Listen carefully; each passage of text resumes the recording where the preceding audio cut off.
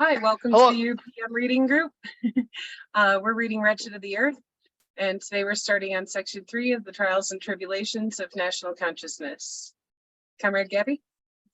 Thank you, Comrade Zen. Yes, today we are reading page 97 all the way to page, if I remember correctly, 119, and we'll be starting with the Trials and Tribulations of National Consciousness. So to begin, history teaches us that the anti-colonialist struggle is not automatically written from a nationalist perspective. Over a long period of time, the colonized have devoted their energy to eliminating iniquities such as forced labor, corporal punishment, unequal wages, and the restriction of political rights. This fight for democracy against man's oppression gradually emerges from a universalist neoliberal confusion to arrive sometimes laboriously at a demand for nationhood. But the unpreparedness of the elite, the lack of practical ties between them and the masses, their apathy, and yes, their cowardice at the crucial moment in the struggle are the cause of tragic trials and tribulations. Instead of being the coordinated crystallization of the people's innermost aspirations, instead of being the most tangible, immediate product of popular mobilization, natural consciousness is nothing but a crude, empty, fragile shell. The cracks in it explain how easy it is for young independent countries to switch back from nation to ethnic group to ethnic group and from state to tribe, a regression which is so terribly detrimental and prejudicial to the development of the nation and national unity. As we shall see, such shortcomings and dangers derive historically from the incapacity of the national bourgeoisie in other developed countries, to rationalize popular praxis. In other words, their incapability to attribute it any reason. The characteristic, virtually endemic weakness of the underdeveloped country's national consciousness is not only the consequence of the colonized subject's mutilation by the colonial regime. It can also be attributed to the apathy of the national bourgeoisie, its mediocrity, and its mediocrity, and its deeply cosmopolitan mentality. The national bourgeoisie, which takes over power at the end of the colonial regime, is another developed bourgeoisie. Its economic clout is practically zero, and in any case, no way commensurate with that of its metropolitan counterpart, which it intends replacing. In its willful narcissism, the national bourgeoisie has lulled itself into thinking that it can supplant the metropolitan bourgeoisie to its own advantage. But independence, which literally forces it back against the wall, triggers catastrophic reactions and obliges it to send out distress signals in the direction of the former metropolis. The business elite, university graduates who make up the most educated category of the new nation are identifiable by their small numbers, their concentration in the capital, and their occupations as traders, landowners, and professionals. This national bourgeoisie possesses neither industrialists nor financiers. The national bourgeoisie in the other developed countries is not geared to production, invention, creation, or work. All its energy is channeled into intermediary activities. Networking and scheming seem to be its underlying vocation. The national bourgeoisie has the psychology of a businessman, not that of a captain, of industry. And it should go without saying that the rapacity of the colonists and the embargo system installed by colonialism hardly left it any choice. Under the colonial system, a bourgeoisie that accumulates capital is in the realm of the impossible. To our thinking, therefore, tall is in the realm of the impossible. So I'm sorry. To our thinking, therefore, the historical vocation of an authentic national bourgeoisie in an underdeveloped country is to repudiate its status as a bourgeois and an instrumental of capital, and to become entirely subservient to the revolutionary capital which the people represent. In an underdeveloped country, the imperative duty of an authentic national bourgeoisie is to betray the vocation to which it is destined, to learn from the people and make available to them the intellectual and technical capital it culled from its time in colonial universities. We will see, unfortunately, that the national bourgeoisie often turns away from this heroic and positive path, which is both productive and just, and unabashedly opts for the anti-national and therefore abhorrent path of a conventional bourgeoisie, a bourgeoisie that is dismissively, inanely, and cynically bourgeois. We have seen that the objective of the nationalist parties from a certain period onward is geared strictly along the national lines. They mobilize the people with the slogan of independence, and anything else is left to the future. When these parties are questioned on their economic agenda for the nation or the regime they propose to establish, they prove incapable of giving an answer. An answer because, in fact, they do not have a clue about the economy of their own country. This economy has always developed outside their control. As for the present and potential resources of their country's soil and subsoil, their knowledge is purely academic and approximate. They can only talk about them in general and abstract terms. After independence, this underdeveloped bourgeoisie, reduced in number, lacking capital, and rejecting the road to revolution, stagnates miserably. It cannot give free expression to its genius that was in the past hampered by colonial domination, or so it claims.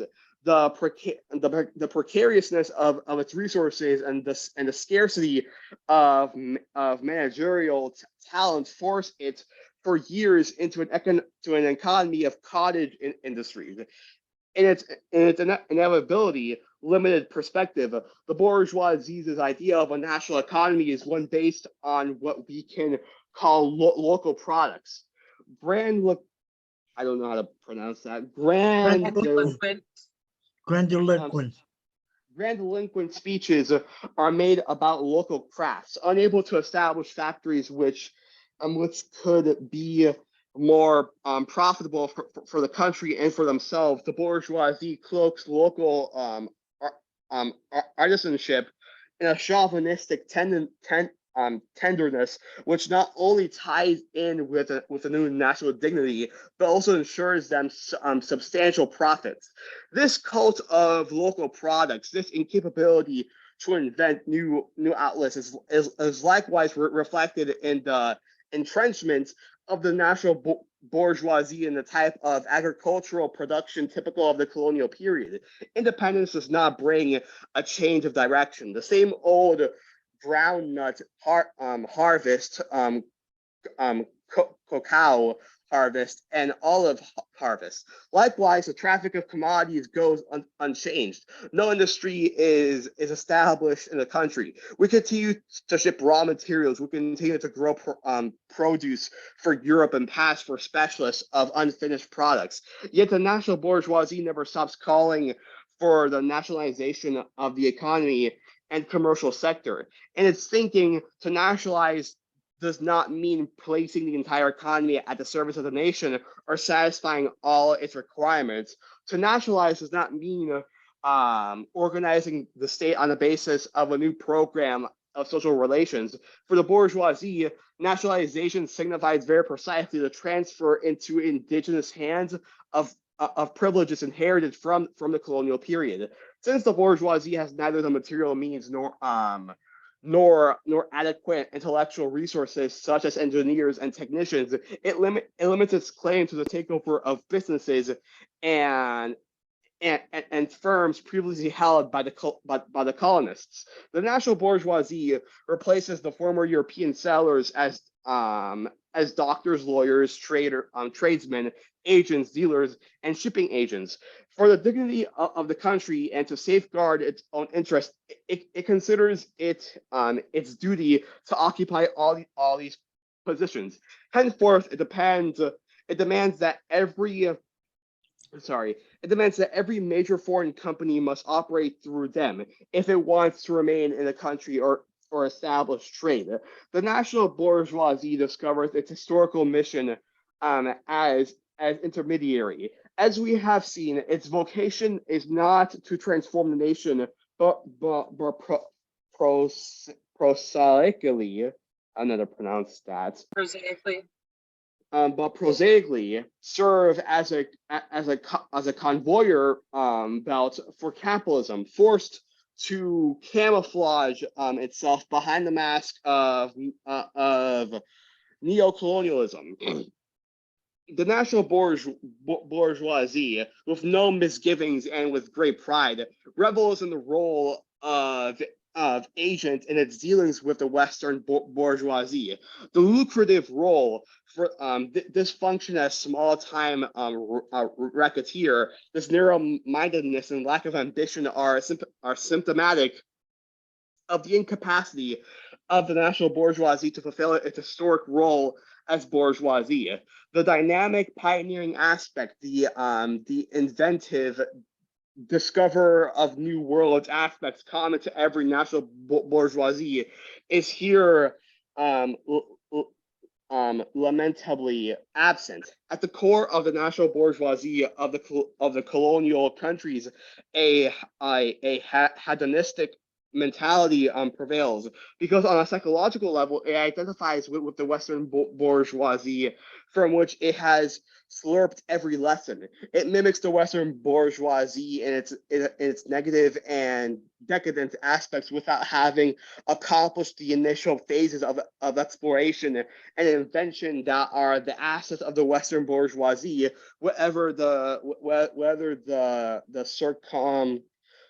circum countries identifies with the last stages of Western bourgeoisie. Don't believe is taking shortcuts. In fact, it starts at the end. It is already senile, having experienced neither the exuberance nor the brazen determination of youth and adolescence.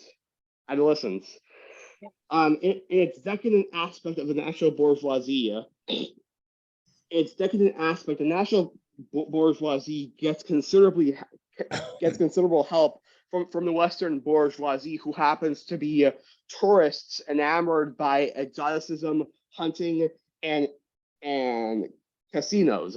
The national bourgeoisie establishes holiday resorts and playgrounds for entertaining the Western bourgeoisie.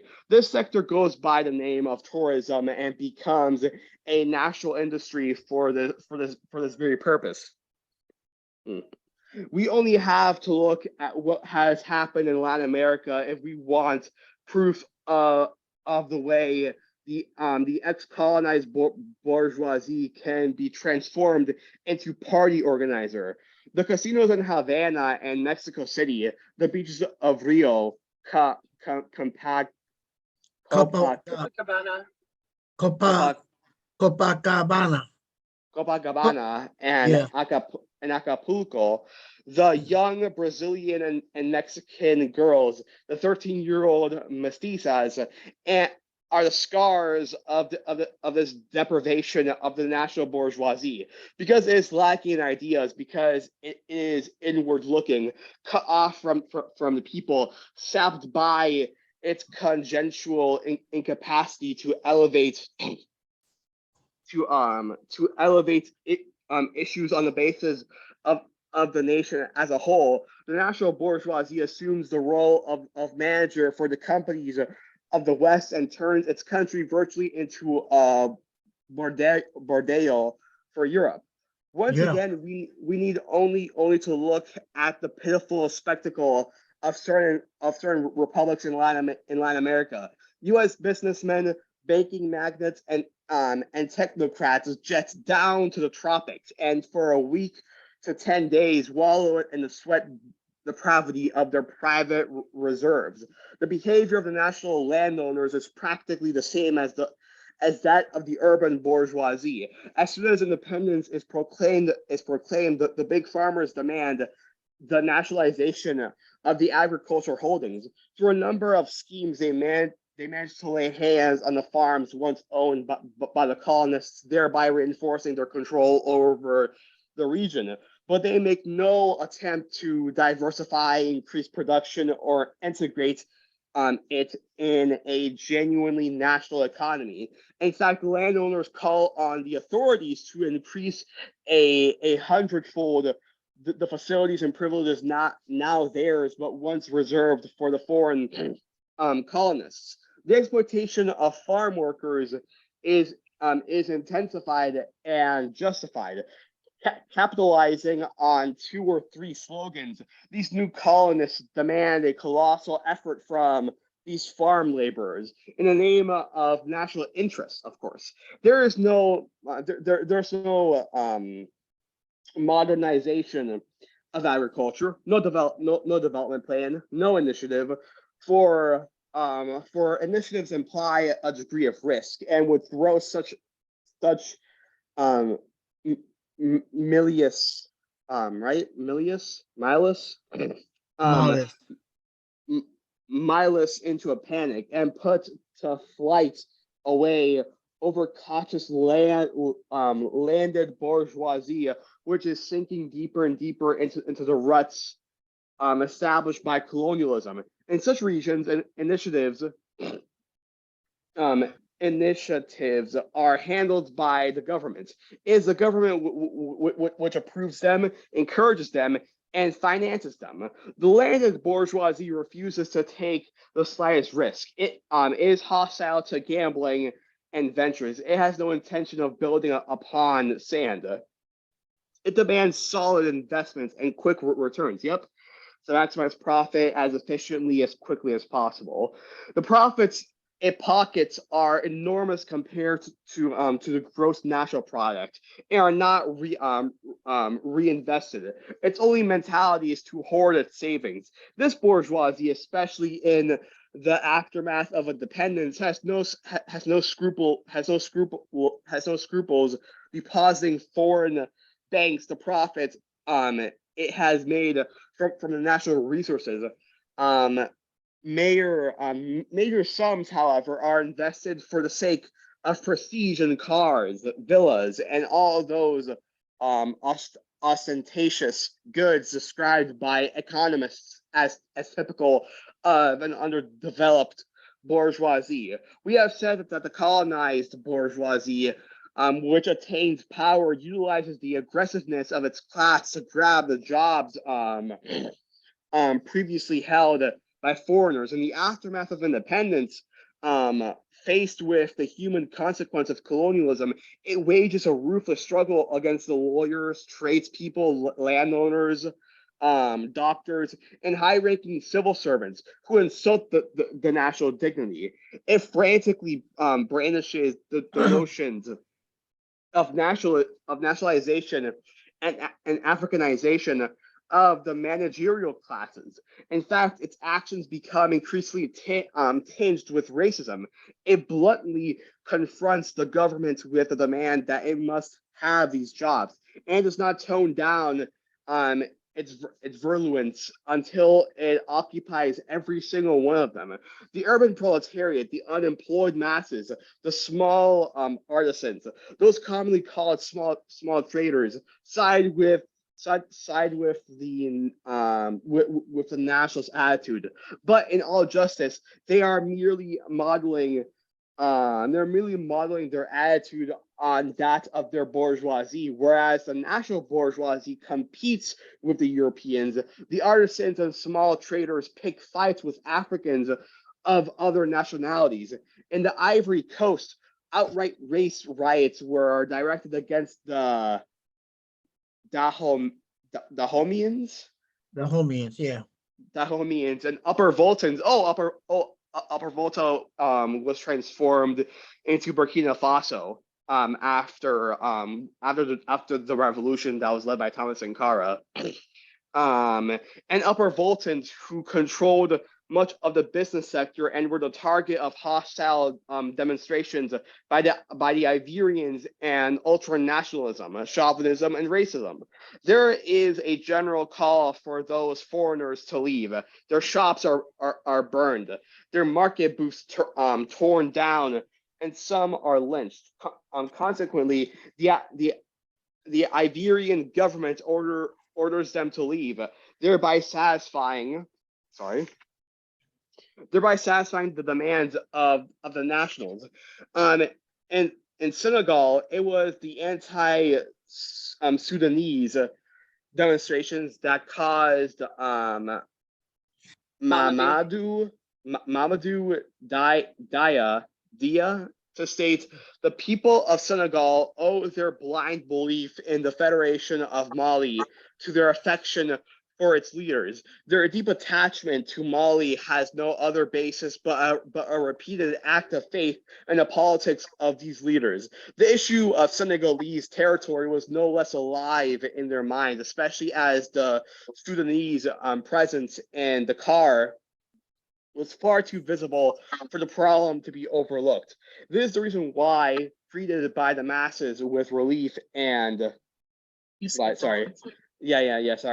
This is the reason why, far from causing any regrets, the breakup of the Federation was greeted by the masses with relief, and there was no support from any quarter in its favor. Whereas certain categories of Senegalese jump at the opportunity offered by their own leaders to get rid of the Sudanese, who are unwelcome elements in the business and administrative sectors. The Congolese, who watched in disbelief as the Belgians left en masse, decided to put pressure on the Senegalese established at Leopoldville and Elizabethville, in turn get them to leave. As we can see, the mechanism is identified in both cases, whereas the ambitions of the young nation's intellectuals and business bourgeoisie are thwarted by the Europeans. For the majority of the urban population, competition stems mainly from Africans of other nations. In the Ivory Coast, it is the Dahomians, in Ghana, the inhabitants of Niger, and in Senegal, the Sudanese. Whereas the demand for Africanization and Arabization of management by the bourgeoisie is not rooted in a genuine endeavor at nationalization, but merely corresponds to a transfer of power previously held by the foreigners, the masses make the very same demand at their own level, but limit the notion of African or Arab to territorial limits. Between the vibrant calls for African unity and this mass behavior inspired by the managerial class, a number of attitudes emerge. there is a constant pendulum motion. Sorry, what? There's a common pendulum motion between African unity, which sinks deeper and deeper into oblivion, and a depressing return to the most heinous and virulent type of chauvinism. Mhm. As for the Senegalese leaders who were the main theoreticians of African unification and who on several occasions sacrificed their local political organizations as well as their personal careers to this idea, they undeniably bear a great deal of responsibility, although admittedly in all good faith. Our mistake, under the pretext of combating balkanization, was not to take into consideration the pre-colonial factor of territory. Our mistake was not to give enough attention in our analysis to this factor, exacerbated by colonialism, but also a sociological fact which no theory on unity, however commendable or appealing, can eliminate. We let ourselves be tempted by the mirage, whose configuration is the most satisfying for the mind. And taking our ideal for reality, we believed we only needed to condemn Territoriality. territoriality Yeah. and its national offshoots, micro-nationalism, to get the better of them and ensure the success of our commercial endeavor. From Senegalese chauvinism to Wolof tribalism, there's but one small step, and consequently, wherever the petty-mindedness of the national bourgeoisie and the haziness of its ideological positions have been incapable of aligning the people as a whole, or have been unable to put the people first, wherever this national bourgeoisie has proven to be incapable of expanding its vision of the world, there is a return to tribalism, and we watched with a raging heart as ethnic tensions triumph. Since the only slogan of the bourgeoisie is "replace the foreigners," and they rush into every sector to take the law into their own hands and fill the vacancies, the petty traders such as taxi drivers, cake sellers, and shoe shiners follow suit and call for the expulsion of the Dahomians, or taking tribalism to a new level, demand that the Fulani go back to their bush or back to their mountains. The triumph of federalism in certain young independent nations must be interpreted along these lines. We know that colonial domination gave preferential treatment to certain regions. The colony's economy was not integrated into that of the nation as a whole. It is still organized along the lines dictated by the metropolis. Colonialism almost never exploits the entire country. It is content with extracting natural resources and exporting them to the metropolitan industries, thereby enabling a specific sector to grow relatively wealthy, while the rest of the colony continues, or rather sinks, into underdevelopment and poverty. In the aftermath of independence, the nationals who live in the prosperous regions realize their good fortune, and their gut reaction is to refuse to feed the rest of the nation. The regions rich in ground nuts, cacao, and diamonds stand out against the empty panorama offered by the rest of the country. The nationals of these regions look upon the others with hatred, detecting envy, greed, and murderous impulses. The old pre-colonial rivalries, the old intertribal hatreds resurface. The Balubas refuse to feed the Lalus, the Lalulas. The Kantanga becomes a state on its own, and Albert Kalonji crowns himself king of southern Kasai. African unity, a vague term, but nevertheless one to which the men and women of Africa were passionately attached, and whose operative function was to put incredible pressure on colonialism, reveals its true face and crumbles into regionalisms, regionalisms within the same national reality, because it is obsessed with its immediate interests, because it cannot see further than the end of its nose. The national bourgeoisie proves incapable of achieving simple national unity and capable of building the nation on a solid constructive foundation. The national front that drove back the colonialism falls apart and licks its wounds. This ruthless struggle waged by the ethnic groups and tribes, and this virulent obsession with filling the vacancies left by the foreigners also engender religious rivalries in the interior and the bush. The minor confraternities, the local religions, and Marabout cults spring back to life and resort once more to the vicious circle of mutual denunciation. In the urban centers, the authorities are confronted with a clash between the two major revealed religions, Islam and Catholicism. Colonialism, which the birth of African unity had trembling,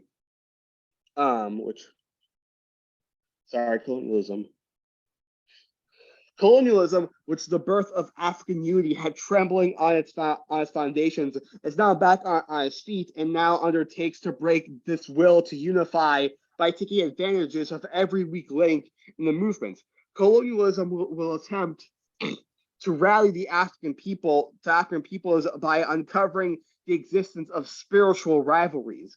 In Senegal, the magazine Afrique Nouvelle secretes its weekly dose of hatred against Islam and the Arabs. The Lebanese, who control most of the small businesses along the west coast of Africa, are publicly vilified. The missionaries opportunely remind the masses that the great African empires were dismantled by the invasion of the Arabs long before the arrival of European colonialism. They even go as far as to say that the Arab occupation paved the way for European colonialism. References are made to Arab imperialism, and the cultural imperialism of Islam is denounced. Muslims are generally kept out of managerial positions. In other regions, the reverse is true, and it is the indigenous Christians who are the target and treated as conscious enemies of national independence.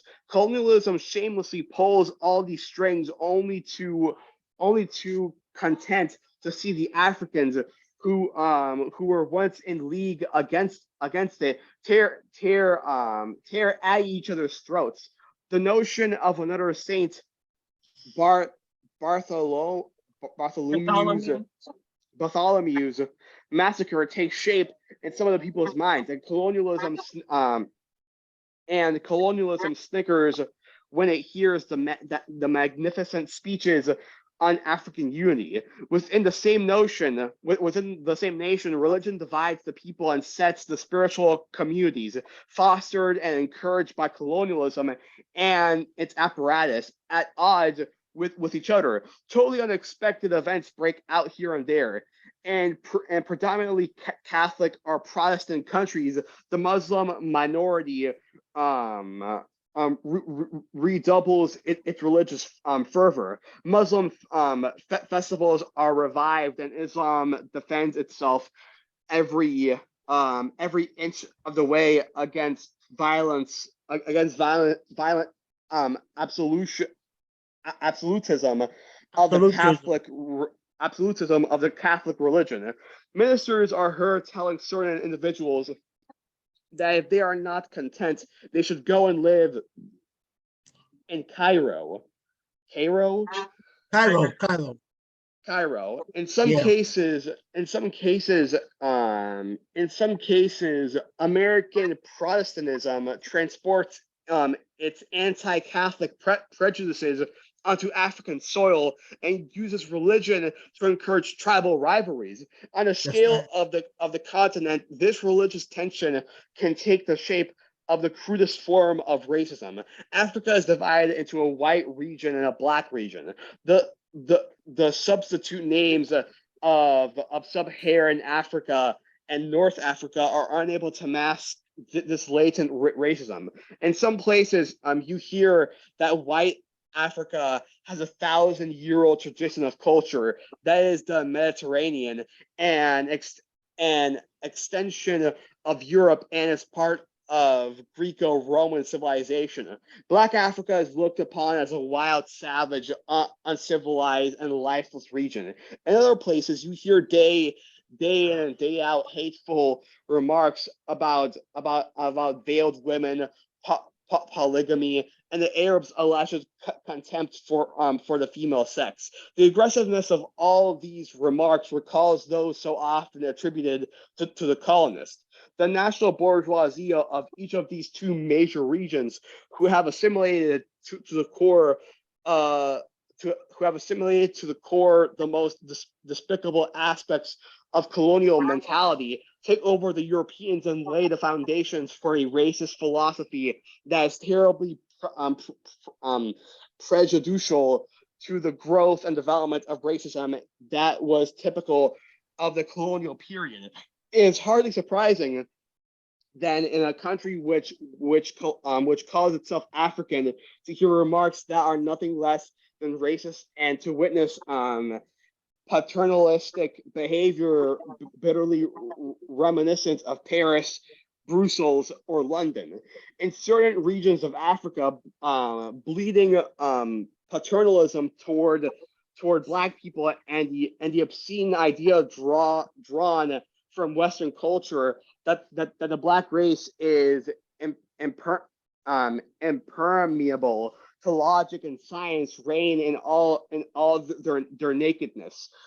There are some places where Black minorities are confined in semi-slavery, which justifies the caution, even distrust, that the countries of Black Africa manifest toward the countries of White Africa. It is not unusual for a citizen of Black Africa walking in a city of White Africa to hear children call him the N-word, or to find the authorities speaking to him in what's that word? Pigeon? Pigeon. I don't know. Pigeon. I don't know how to say that. A pigeon. Unfortunately, alas, it is all too likely that students from Black Africa enrolled in schools north of the Sahara will be asked by their schoolmates whether people live in houses in their home countries, whether they have electricity, and if their family practices cannibalism. That's fucking disgusting. Unfortunately, alas, it is all too likely that in certain regions north of the Sahara, Africans from the south will encounter fellow countrymen who beg them to take them anywhere there are Black people. Likewise, in certain newly independent states of Black Africa, members of parliament right, I'm saying that right? Parliament, even government ministers solemnly declared that the danger lies not in a reoccupation of their country by a colonial power, but a possible invasion by Arab vandals from the north. As we have seen, the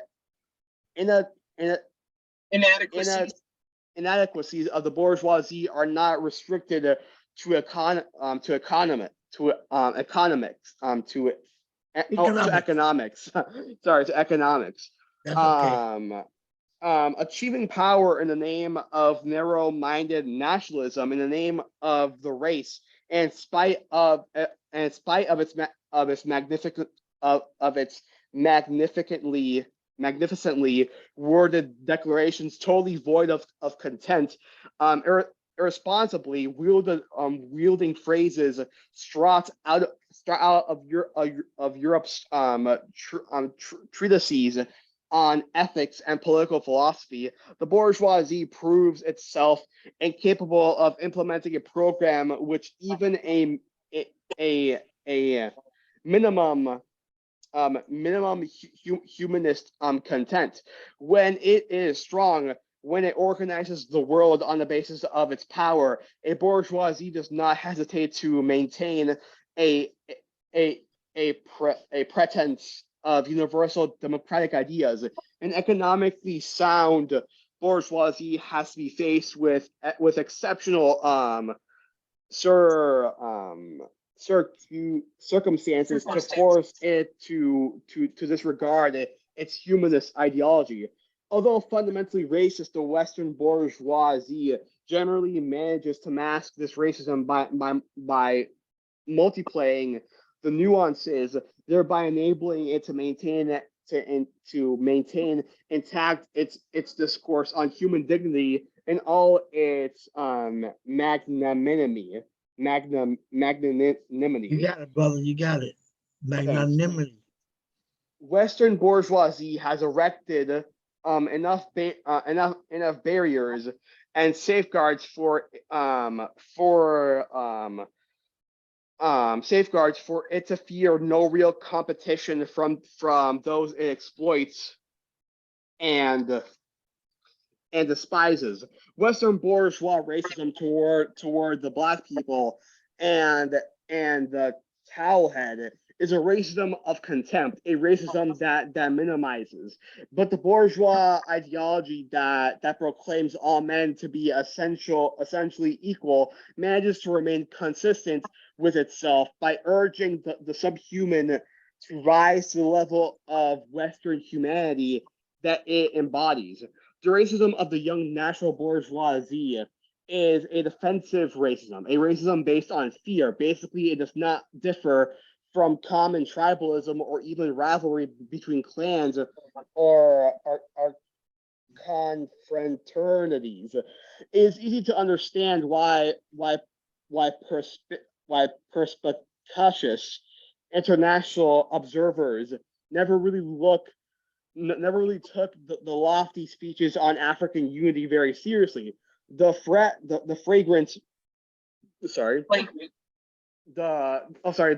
flagrant flaws are so numerous that one clearly senses that all these contradictions must first be solved before unity can be achieved. The peoples of Africa have recently discovered each other, and in the name of the continent, have decided to pressure the colonial regimes in a radical way. The national bourgeoisie, however, who in region after region are in a hurry to stash away tidy sum for themselves and establish a national system of exploitation, multiply the obstacles for achieving this utopia. The national bourgeoisie, perfectly clear on their objectives, are determined to bar the way to this unity, this coordinated effort by 250 million people to triumph over stupidity, hunger, and inhumanity. This under pressure and through leadership by the people, i.e., with total disregard for the interests of the bourgeoisie. The national bourgeoisie also proves incompetence in domestic politics and institutionally. In a certain number of underdeveloped countries, the parliamentary rules are fundamentally flawed, economically powerless, unable to establish coherent social relations based on the principle of class domination. The bourgeoisie chooses what seems to be the easiest solution, the single party system. It does not possess as yet that case of conscious and serenity that only economic power and control of the state system can give.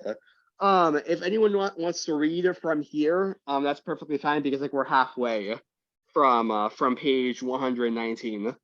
Where you left off at? Because I was writing something for. It does not establish. Okay, I'll take it from there. It does not establish a reassuring state for a citizen, but one which is troubling. Instead of inspiring confidence, assuring the fears of its citizens, and creating them with its power and discretion, the state, on the contrary, imposes itself on a spectacular manner, flaunts its authority, harasses, making it clear to the citizens they are in constant danger. The single party is the modern form of the bourgeois dictatorship, stripped of mask, makeup, and scruples, cynical in every aspect. Such a dictatorship cannot, in fact, go very far.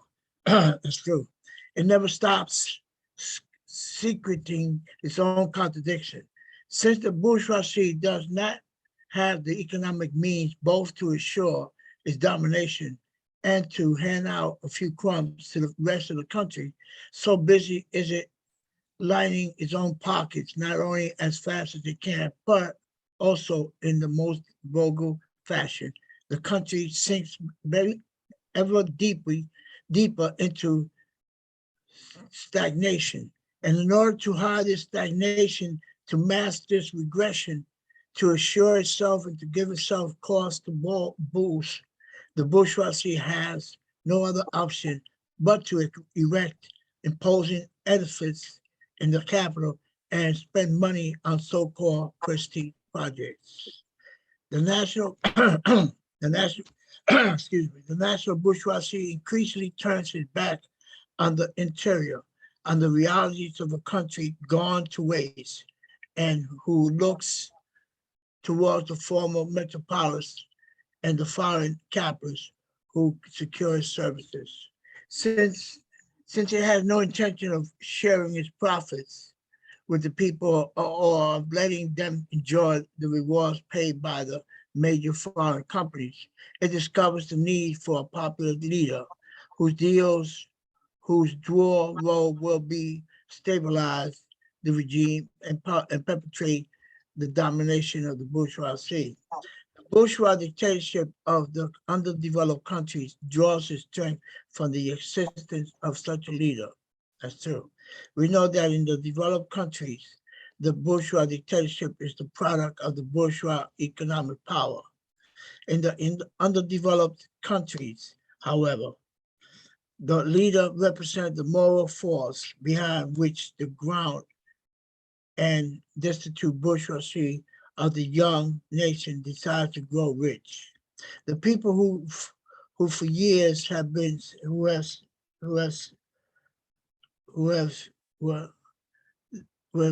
people for years have seen him or heard him speak, who have followed from afar in a kind of dream.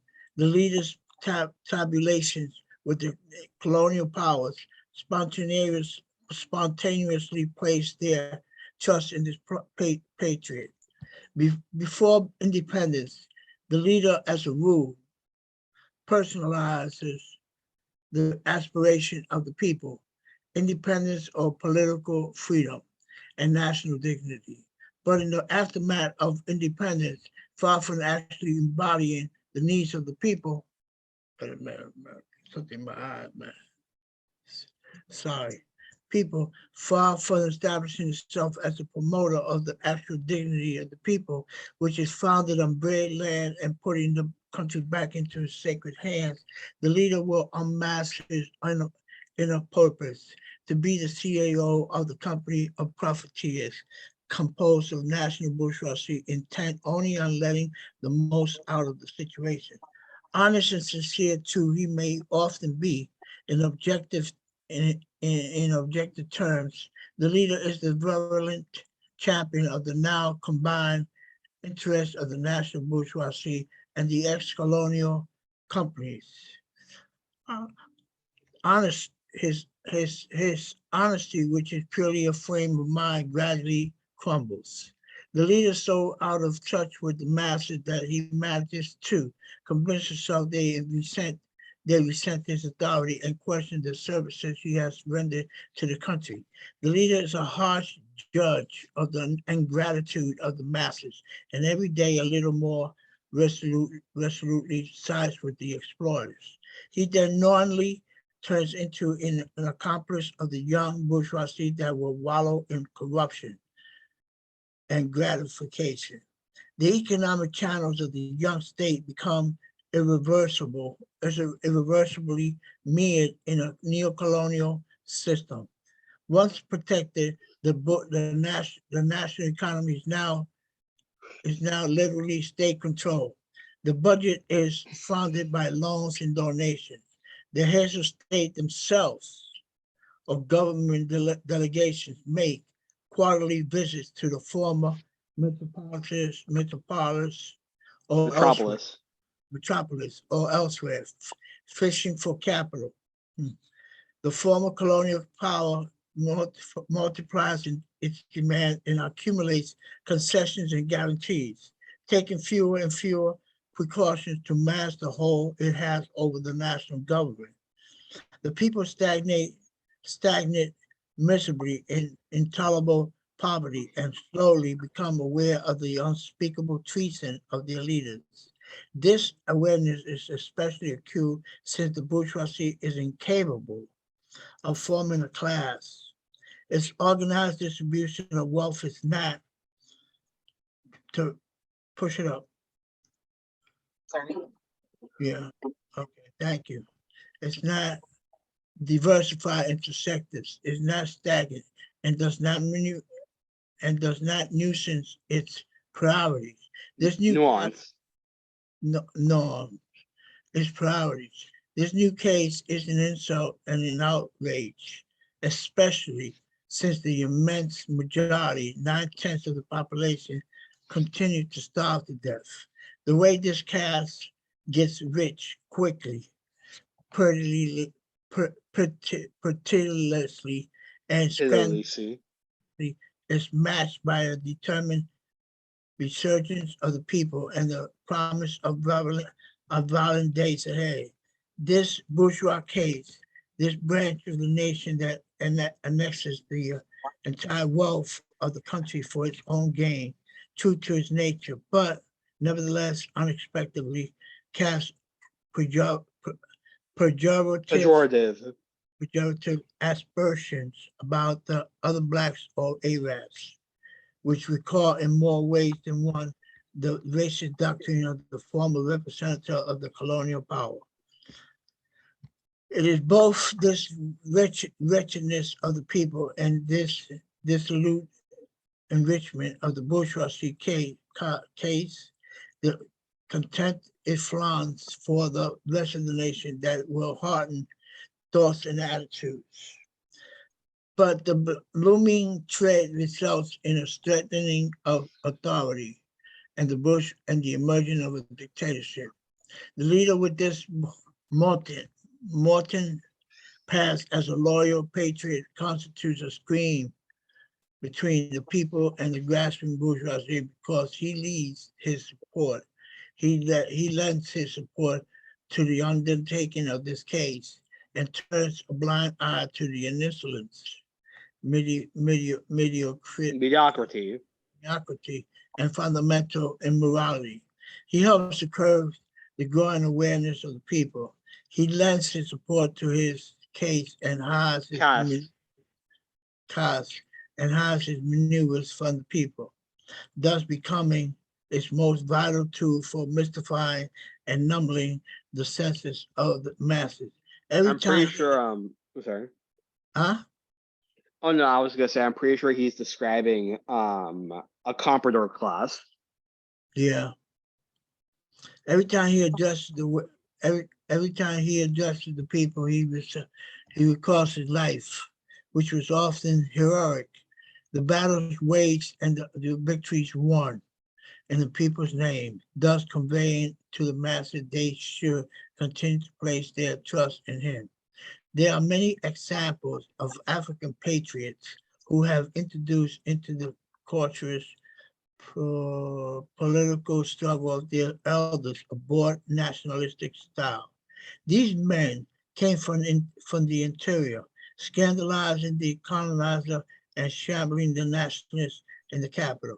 They proclaimed loud and clear their origins and spoke in the name of black masses. These men who have wait a minute, where am I at? Who has Praise spoken the race. of the black masses. These men who have praised the race, who were not ashamed of the past, its debasement and cannibalism, today find themselves, oh Allah, heading the team that turns its back on the interior and proclaims that the vocation of the people is to fall in line always and forever. The leader pacifies the people years after independence, incapable of offering the people anything of substance, incapable of actually opening up their future, of launching the people into the task of nation building. Huh? Building, and hence their own development. The leader can be heard charting out the history of independence and recalling the unified front of the liberation struggle, refusing to break up the national bourgeoisie. The leaders asked the people to plunge back into the past and drink in the epic that led to independence. The leader objectively places a curb on the people and desperately endeavors either to expel them from history or prevent them from setting foot in it. During the struggle for liberation, the leader roused the people and promised them a radical heroic march forward. Today, he repeatedly endeavors to lure them to sleep and 3 or 4 times a year ask them to remember the colonial period and to take stock of the immense distance they have covered. We must point out, however, that the masses are quite incapable of appreciating the immense distance they have covered.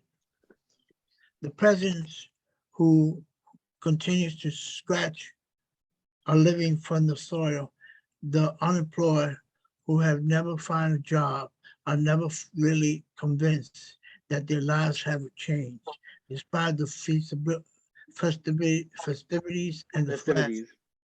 And the flags. However, they knew they might be. No matter how hard the bourgeoisie in power tries to prove it, the masses never manage to dilute themselves. The masses are hungry, and the police commissioners, now Africans, are not particularly reassuring. The masses began to keep their distance to turn their backs on and lose interest in this nation which excludes them. From time to time, however, the leader rallies his forces, speaks over the radio and tours the country in order to reassure, pacify, and mystify. The leader is even more dispensable since there is no party. During the struggle for independence, there was, in fact, a party headed by the current leader. But since that period, the party has sadly disintegrated. Only the party in name, emblem, and motto remains. The organic party, designed to enable the free circulation of the ideology based on the actual needs of the masses, have been transformed into a syndication of individual interests. Since Revisionism. Since independence, the party no longer helps the people to formulate their demands, to better realize their needs, and to better establish their power. Today, the party's mission is to convey to the people the instructions handed down from the top. The productive exchange between the rank and file and the higher echelons and vice versa. The basis and guarantees of the democracy in the party no longer exist. On the contrary, the party now forms a screen between the masses and their leadership. The party has been drained of life. The branches created during the colonial period are today in a state of total demobilization. The militant is running out of patience. It is now we realize how right certain militants were during the liberation struggle. In fact, during the struggle, a number of militants asked the leading organization to elaborate a doctrine to clarify objectives and to draw up a program. But under the pretext of safeguarding national unity, the leaders categorically refused to address such a task. The doctrine they retorted was national unity versus colonialism. And so, and on they forged, armed with the only theory slogan of his doctrine, reducing any ideological activity to a series of violence on the right of people to self-determination and the wind of history that will inevitably sweep away colonialism. When the militants asked what the wind of history be given a little more in-depth analysis, the leaders retorted with the notion of hope and the necessity and inability of the decolonization, etc. After independence, the party sinks into a profound Lethargy. lethargy. The only time the militants were called upon to rally is during the so-called popular festivals, international conferences, and Independence Day celebrations. The local colleagues of the party are appointed to administer jobs, and party itself becomes in administration, and the militants fall back into the line and adopt the hollow title of citizens. Now that they have fulfilled their historic mission of bringing the bourgeoisie to power, they are firmly asked to withdraw so that the bourgeoisie can quickly fulfill its own mission. We have seen, however, that the national bourgeoisie of the underdeveloped countries is incapable of fulfilling any kind of mission. After a few years, the disintegration of the party becomes clear, and an observer, however superficial, can see for himself that the only role of the former party, now reduced to a skeleton, is to immobilize the people. The very same party which during the liberation struggle became the focus of the entire nation now decomposes. The current behavior of the intellectuals who on the eve of independence have rallied around the party is proof that such a rally at the time served no other purpose than to have their share of the independence cake. The party becomes a tool for individual advancement. Inside the new regime, however, there are varying degrees of enrichment and acquaintances. Some are able to crash in on all sides and prove to be brilliant opportunists. Favors abound, corruption triumphs, and modal declines. Today, the vultures are too numerous and too greedy, considering the meagerness of the national spoil. The party, which has become a genuine instrument of power in the hands of the bourgeoisie, reinforces state apparatus and determines the containment and immobilization of the people. The party helps the state keep its grip on the people. It is increasingly an instrument of coercion and clearly anti-democratic. The party is unknowingly, and in some cases knowingly, the accomplice of the mercantile bourgeoisie. Just as the national bourgeoisie sidestepped its fundamental phrase to revel in materialism, Likewise, here at the national level, it skips the parliamentary phrase and chooses a national socialist type dictatorship. We now know that the short-sighted fascism that has triumphed for half a century in Latin America is the dialectical result of the semi-colonial state which has prevailed since independence. In these poor, underdeveloped countries where, according to the rule, enormous wealth and enormous wealth rubs shoulders with an object poverty, the army and the police force form the pillars of the regime, both of which, in accordance with another rule, are advised by foreign experts. The strength of this police force and the power of the army are proportional to the mass that afflicts the rest of the nation. The national bourgeoisie sells itself increasingly open to the major foreign companies. Foreigners grab misconceptions through kickbacks, scandals abroad, ministers get rich, their wives become floozies. Members of the legislature line their pockets, and everybody down to police officials, customs officials, join hands in a huge caravan of corruption.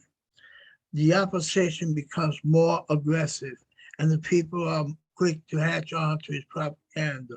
Hostility towards the bourgeoisie is now manifest.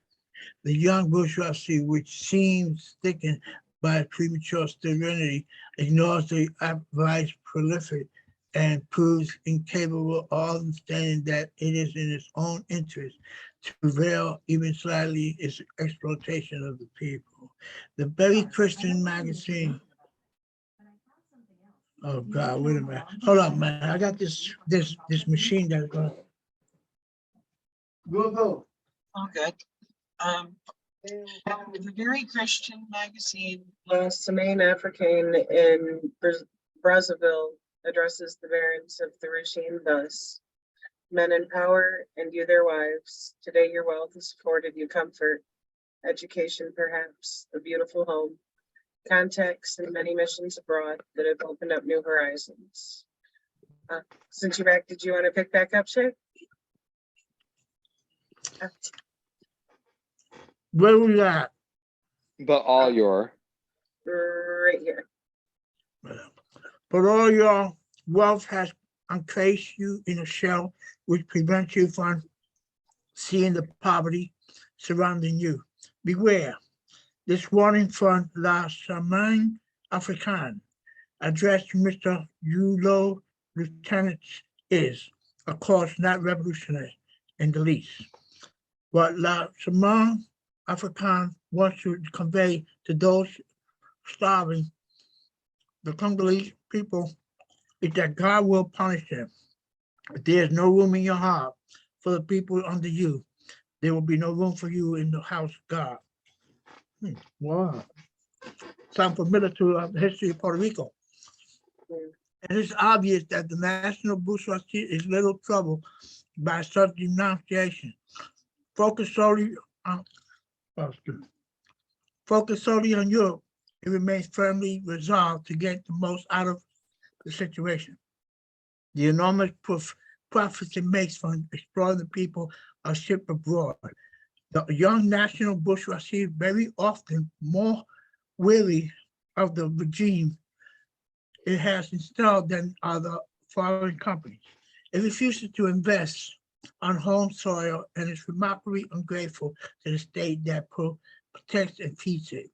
On the European stock exchange, it buys foreign stocks and spends weekends in Paris and Hamburg.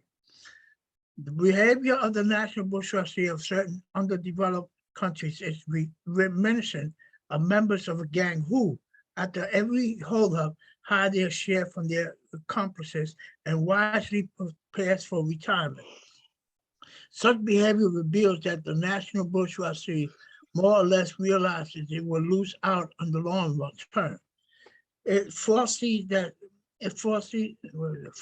such a situation cannot last forever, but intends making the most of it. Such a level of exploitation, however, and wait a minute, where did I go? Such distrust. Where is it? Such a level of exploitation, however, and such a distrust of the state invariably trigger popular discontent. Under the circumstances, the regime becomes more authoritarian. authoritarian. The army thus becomes the indispensable tool for systematic repression. In lieu of a parliament, the army becomes the arbitrator, but sooner or later it realizes the influence and intimidates the government with the constant threat of a pronunciamiento, something like that. As we have seen, the national bourgeoisie of certain underdeveloped countries has learned nothing from history. If it had looked closer at Latin America, it would have no doubt identified the dangers awaiting it. We thus arrive at the conclusion that this micro bourgeoisie, despite all the fanfare, is doomed to make no headway. In the developed countries, a bourgeoisie phrase is out of the question. A police dictatorship or a case of profiteers may very well be the case, but a bourgeoisie society is doomed to failure. The band of guided profiteers, gambling book notes against a background of widespread misery will sooner or later be a straw in the hands of the army, which is clearly manipulated by foreign advisors. The former metropolis therefore governs indirectly both through the bourgeoisie nurses and the national army, which it trains and supervised by its experts to transfix, immobilize, and terrorize the people. The few remarks we have made concerning the national bourgeoisie lead us to an inevitable conclusion. In the underdeveloped countries, the bourgeoisie should not find conditions conducive to its existence and fulfillment. In other words, the combined efforts of the masses regimented by the party and of keenly conscious intellectuals armed with revolutionary principles should bar the way to its useless and harmful bourgeoisie. The theoretical question which has been posed for the last 50 years when addressing the history of the underdeveloped countries, i.e. example, whether the bourgeoisie phase can be effectively skipped, must be resolved through revolutionary action and not through reasoning. The bourgeoisie phrase in the underdeveloped countries is only justified if the national bourgeoisie is sufficiently powerful, economically and technically, to build a bourgeoisie society, to create the conditions for developing a sizable proletariat, to more mechanize agriculture, and finally pave the way for a genuine national culture. The bourgeoisie which evolved in Europe was able to elaborate in ideology while strengthening its own influence. This dynamic, educated, and secular bourgeoisie fully succeeded in its undertaking of capital accumulation and endowed the nation with a minimum of prosperity.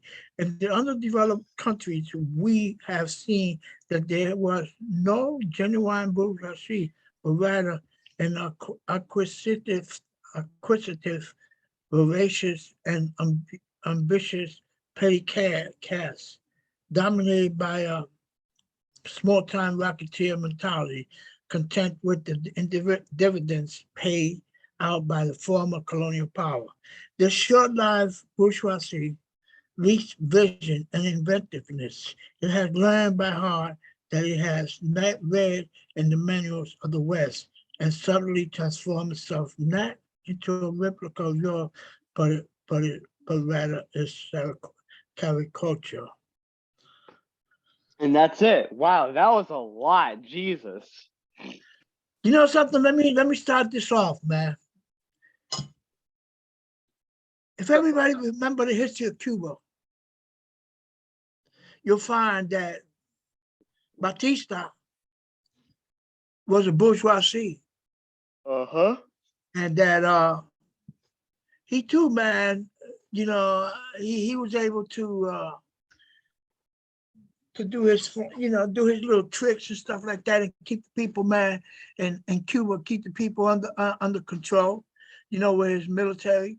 While meanwhile, he was allowing the mafia from the United States to go there to Cuba, man, and control. Casinos, prostitutes, open up etc. casinos, etc., and create prostitutes and all that kind of stuff. That happened in Cuba. In Puerto Rico, it was similar with Luis Muñoz Marin, you know, which he was a peasant, you know, and he didn't have no money. I mean, at the beginning, he didn't have no money, but yeah, man, the United States looked at him and questioned the possibility of taking him and making him into a bourgeoisie. Why? Because there was a national leader in Puerto Rico at the time named Don Pedro Albizu Campo, and he was talking about revolution. He was talking about, man, independence. He had it, you know. And so when they killed did him. Yeah, they killed him eventually. But what happened was they took Pedro Muñoz Marin, and they brought him to the United States, educated him, you know, and then sent him back to the country so that he could become the president. And so he went back to the country. He started talking to the country people, you know, to the peasants. And eventually, man, because of the peasants' ignorance, you know, they voted him into the president. He became a dictator. You know, so when you look at Cuba, you look at Puerto Rico, it has similar situations, and that's what Fanon was talking about in Africa. You know, Yep. the bourgeoisie, the national bourgeoisie. Remember, a bourgeoisie by definition needs to be in control of what? The means of production. Yep. You know, in order for anybody to be a bourgeois, you got to control the means of production. You know, and they didn't have that power in Africa. It was the foreign bourgeois who had the power, not them. Exactly. The foreign bourgeoisie was in total control of the bourgeoisie in Africa, and so that's why the bourgeoisie in Africa was moving from one spot to another. They didn't know what to do. They were really puppets. They were just puppets. A puppet state. So that's what as an opening statement, you know, that's what I have to say on the bourgeoisie. No, yeah, you hit it right on, Shay. I think you because if I'm going to be completely honest, I was having like a hard time like catching up with all those fancy words that he was saying. I'm like, man, what the fuck does this even mean? Like I was just like, bro, what is? But no, yeah, you illustrated it perfectly, and I think you made it easier for people to understand what he meant. No, yeah, you're 100%, because the national bourgeois in places like Africa and the global South in general do not have control over the means of production. They do not have the economic and military might to uphold their own existence due to white supremacy, imperialism, and colonialism and neocolonialism. These industries, these means of production in the global South, in Africa and Latin America, in Asia, in Oceania, and so on and so forth, were all controlled by the bourgeois of the global North, of Europe and the U.S. So yeah. I would love to hear, if it's okay, I would love to hear what Comrade Kimberly has to say about this, if it's okay with them, and anyone else in general, honestly. Actually, I'm just really enjoying listening, and like it's kind of opened my eyes to a lot of new things. So thank you. Like, welcome.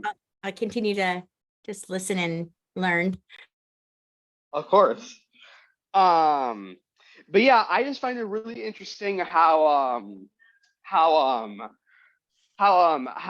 Frantz Fanon was talking about how the national bourgeois will pick out a leader in order to trick the masses and make them fall in line with the interests of the bourgeois comprador class. That's all. That's all fucking is. That's what they did. That's what Comrade Che was talking about. What they did with that peasant. I forgot what his name was. They took him under his care. They educated him, and they made it and they told him what to do, what to say, how to act, and he tricked the masses. He portrayed as if he was on their side, when in actuality he was just a comprador. He was just fulfilling the interests of the imperial bourgeois of the global north. That's all it is. It's literally just it's literally just tricking the masses and making them economically and socially oppressed by through aids, through loans, and so on and so forth, but also by taking a small group of their people, educating them, and then putting them back in their country to try and make them to try and trick them into falling under line, because the last people you would think that would betray you are your own, you know? Yeah, And you they know, will. in Puerto Rico, you know, like what happened with Don Pedro Luis Ocampo. I'll talk about him some other time on, you know, his history, because he has a lot of history. But Don Pedro Luis Ocampo, man, he between him and Muñoz Marin, you know, the United States said, well, first of all, the United States went and had a meeting with Don Pedro Luis Ocampo, and they said, man, well, listen, we'll give you like $10 million, you know, and you could go back to your country and control your country, and we'll be in control of you, you know, but we'll give you $10 million. And then he said no. He refused the $10 million. He said, I'm for my people. I'm going to struggle for my people. So they turned to Muñoz Marin, and they asked him, and being that he was so spiteful, you know, he said, yeah, I'll take it. And he took $10 million. He went back to Puerto Rico. He became rich. You know, he for a minute, man, he had women all over the place. You know, he had women all over the place, and he was doing good, man. You know, accordingly. But you know, then he developed the Puerto Rican Partido Popular, the Puerto Rican Popular Party, which was in the interest of the United States. But you see the difference how they worked on him, and it's the same thing that they did on Africa, because they were working on they kept the masses in Africa very much confused as to who was their enemy. You know, they didn't know who to turn to or who to support. Yep, exactly. And they made and I found it very interesting how they used psychological how they enabled and used psychological warfare on them, and instilled in them internalized hatred and racism for themselves, and made them hate, you know, each other, you know, instead of unifying and combating, you know, the bourgeois and the imperialists. They were fighting each other due to tribal rivalries, religious differences, and just trying to intensify petty squabbles among the masses to keep them fighting each other instead of fighting the actual enemy that lets them fighting each other in the first place. You know, it's the same thing that the bourgeois do today. And the U.S. they divide us between Republicans and Democrats to try and make us fight each other, when in actuality the enemy is them. You know. You know, I'm gonna say a few things, but I'm gonna also ask a question to Brother Joe. You know, when you look at Latin America, you know, most of Latin America colonized by the United States, and so they have their colonial governments, you know, that are in control. And I wonder sometimes whether Mexico is the same way. Is Comrade Joe there? Not sure if he's still with us. His account is not going. I don't know if he's still sitting there with Kim. Yes, well, we're still listening in. It's just the conversation got really, really deep for me, and like they used bourgeoisie like about 50 times, and I was like, Yeah.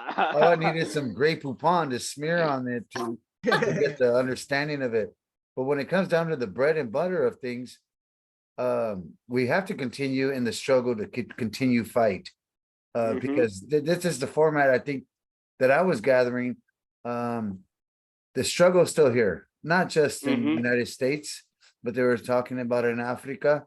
They were talking about in the southern Latin America. Latin America also, which I don't really use that term, but we can go ahead and use Latin America to phrase it on an understanding.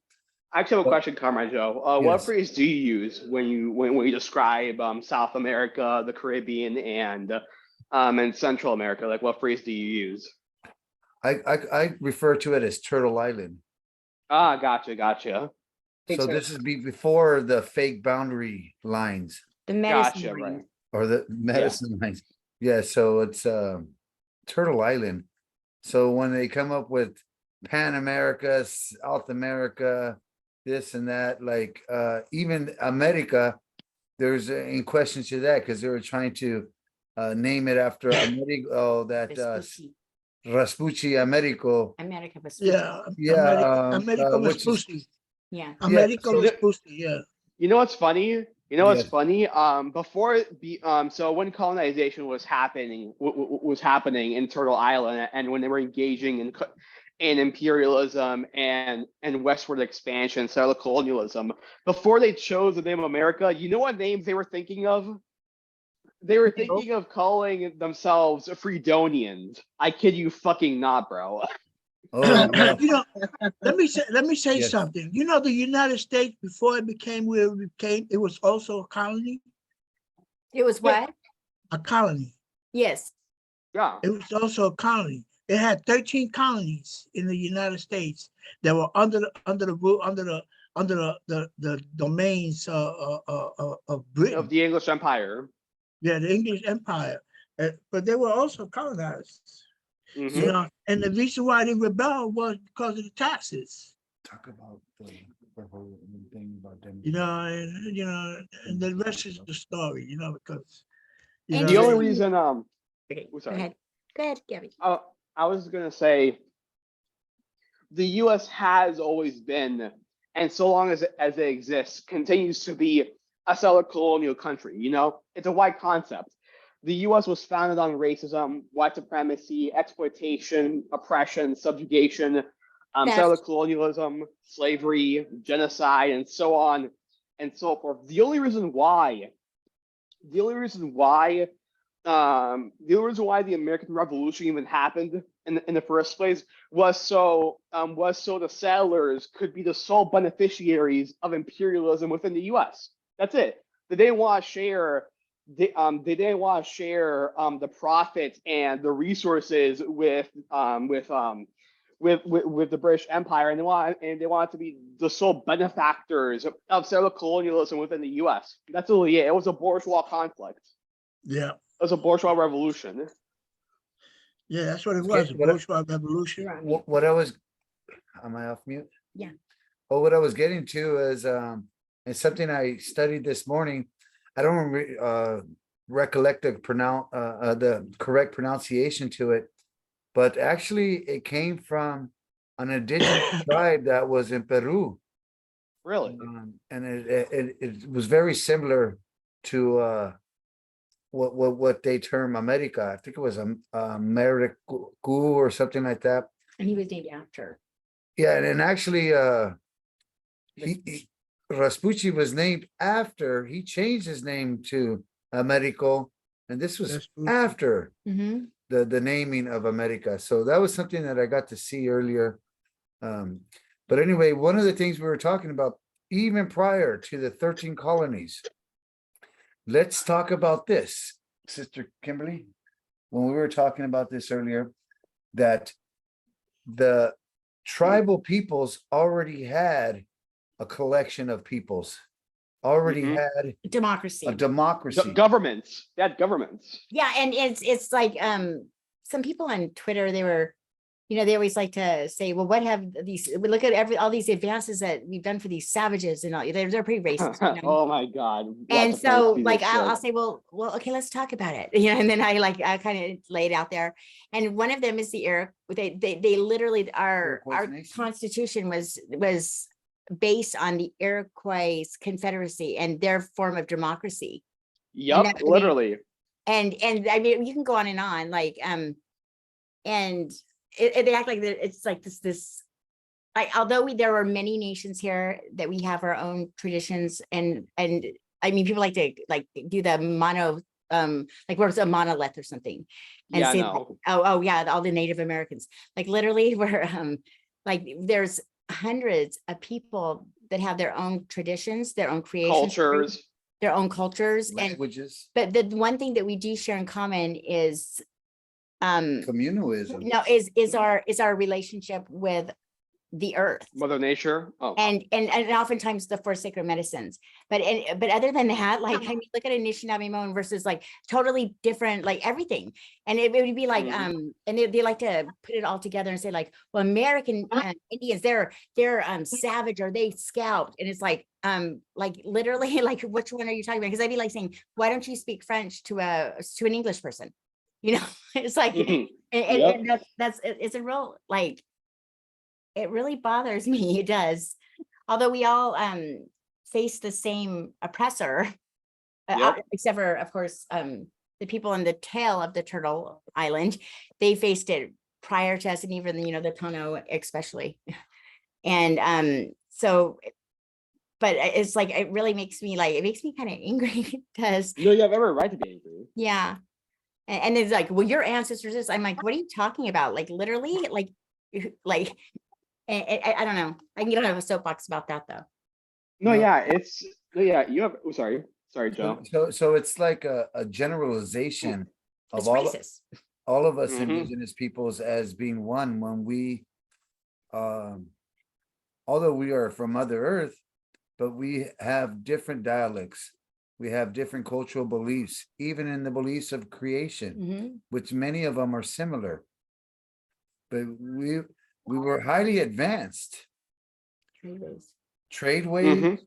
all the way from, you know, the trade, the intermarriage. So that all created something even grander than what it was originally. And you know, we can't really talk about it because we weren't there and this and that. We can study artifacts and different histories or oracle histories, because not a lot of tribes wrote stuff down, but the Iroquois Confederacy actually had their own writing and their own words. Mhm. Well, they had it was called the Haudenosaunee. They had it's the belt. Like, oh, my mind just went blank, but it tells their story, and it tells the story of the democracy and the people that came together. And even the people up in Canada that would be considered my people, we also had the Iron Blood Confederacy. And it's like so there were people that came together in these democracies, and it's really crazy just to think like you're gonna sit there and say you're like for this freedom. Like literally the whole entire premise of all of it is based off of an indigenous, you know, teaching that they learned. And also I mean, I can go on and on, but What about the collective of if had we had collectively united so like going back to the 13 I do recall a treaty, and in our own law, and it says the treaties are the supreme law of the land, Article 6, Section 2. And I often remind people that the United States government does not make treaties with conquered people. Mhm. They make treaties with only with nations. And so the 13 colonies from there west, as long as the grass is green and the rivers flow, and that belongs to the different native tribes, or the different indigenous, I say. And so like I can't even believe like people don't know that like literally that is stolen land. Mm-hmm. It's stolen land. Literally. And right now, I the want to- Pembina, we're negotiating a settlement for well, we have been for 50 years, but Ugh, I guess they gave it like it was like $2 an acre, something like that, for 60 million acres. And they're trying to settle with us right now because they lost Bruh. the 200,000 that they offer, the, you know, the pennies on the acreage or whatever. And so now it's come up to 52 billion. If you look at Pembina settlement, it comes out to like they're still trying to settle, and I don't want to. So I guess I'm kind of the bone of contention with all of the Pembina people, but I'm not taking $44. I want my 15 million, or I want my land back. Okay. Mm-hmm. I Beautifully want my said. land back. So Beautifully said, Comrade Kimberly. yeah. I just want to add to what you and Comrade Joe was saying, because God, I have so much to say. I always find it hilarious how these neoliberal shitheads say, the indigenous people are savages, they did this and they did that. They scalped skulls and shit like that. And I'm like, no, they didn't. So here's the thing, right? When Christopher Columbus, that piece of shit, came to the Americas, right? The only way that the Spanish royalty had any way of knowing anything about the Americas was through Christopher Columbus. So what did he do? He made up lies and rumors to demonize and dehumanize the indigenous people. He was the one that he was the one that lied about them scalping skulls. He was the one that lied. I'm sorry. I like to add a little bit to that. Okay, first, Christopher Columbus never came here. He went to the That's yeah. right. He never came to the western part of the And- United States. But what that is, No. what that is rooted from, the savage thing, comes from the papal bull, and it's called the Doctrine of Discovery. The Pope made a thing that said, if you come upon people that do not know our God, they're savage, and you have the right to take them into slavery, and you have the right to take their lands. And so these people, these Christians, would go out and they thought they had God behind them, right? And so, and interestingly enough, okay, that was just a thought, or something that they justified their theft and their murder. The manifest And destiny. then the manifest destiny. What was her name? Ruth Bader Ginsburg. In 2000, I think it was 15 or 16, she relied on the doctrine and discovery and brought it into law in our country. No one said a word. Literally relied on the doctrine and discovery in Oneida versus Sherrill.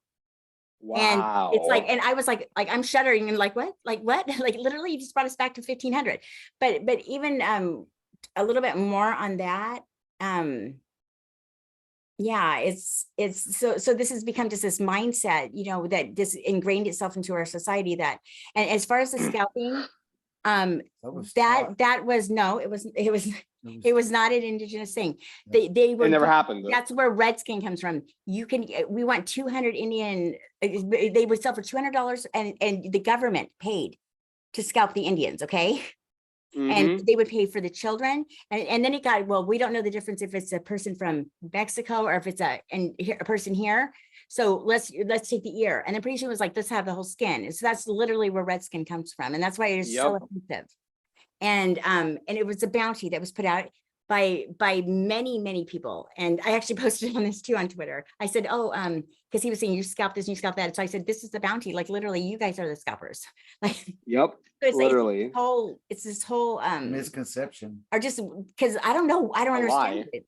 A lie, and they can't handle that truth, you know. Exactly. Also, when it comes to shit like